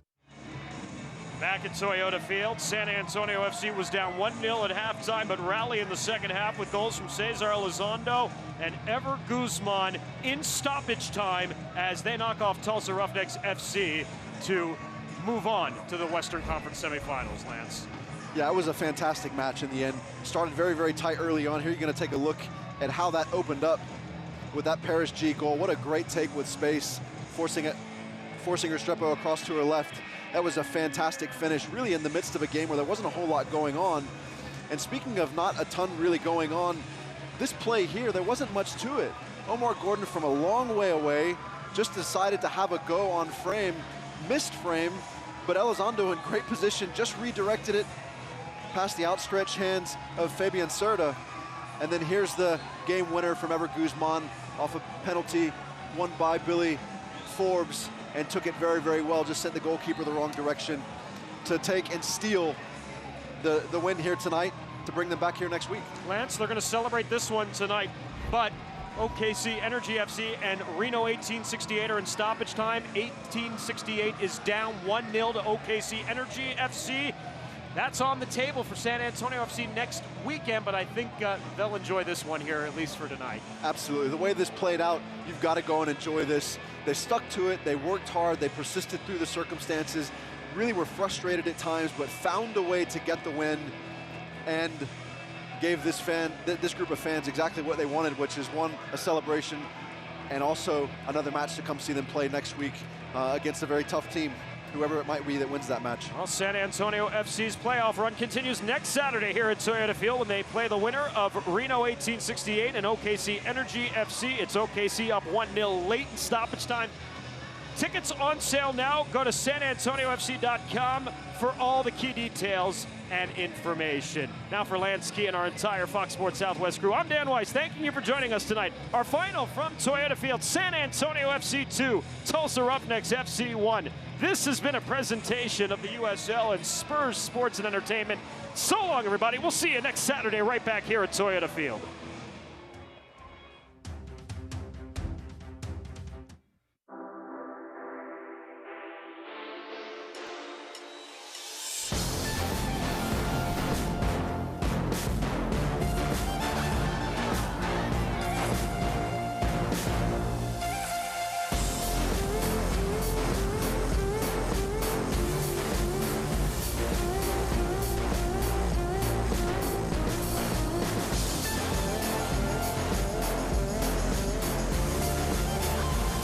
When it needs to be ultra exciting, high flying, non-stop action, San Antonio FC Soccer's got you covered. When it needs to be high performing, hard working, high tech, super safe, built for comfort, and surprisingly affordable, Holt Cat has got you covered. With best-in-class cat heavy equipment, engines, generators, and more, plus legendary service and support, and the largest parts inventory and distribution network in Texas. Kick it into high gear with Holt Cat. I'm not the type to say any of this mushy garbage. You know what? I'm going for it. You are completely and utterly awesome. I'm glad you showed up. In my life. I think I'm about to cry. You better not. Every single time I get down, you always have My back. It's really hard to describe. It's like all these tiny little things. Yes, things are actually friendship.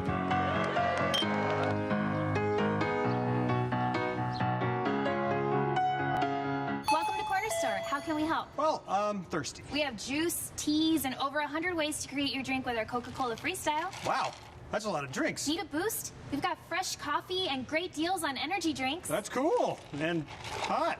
Ready to relax? Check out our craft beer and wine selection. Classy. How else can we help? That's it. I'll just take these. Thanks. Don't forget the milk. We're your juice, tea, soda, coffee, energy drink, beer, wine, milk, and more store. We're fresh and friendly. We're Corner Store. Look for the silver door, Timmy. All right, here we go. Timmy! What is this place? Welcome to the Spurs Retirement Club. This is nice. Here we have all-you-can-eat H-E-B Prime 1 steaks. Awesome. And here's your monogram steak, sir.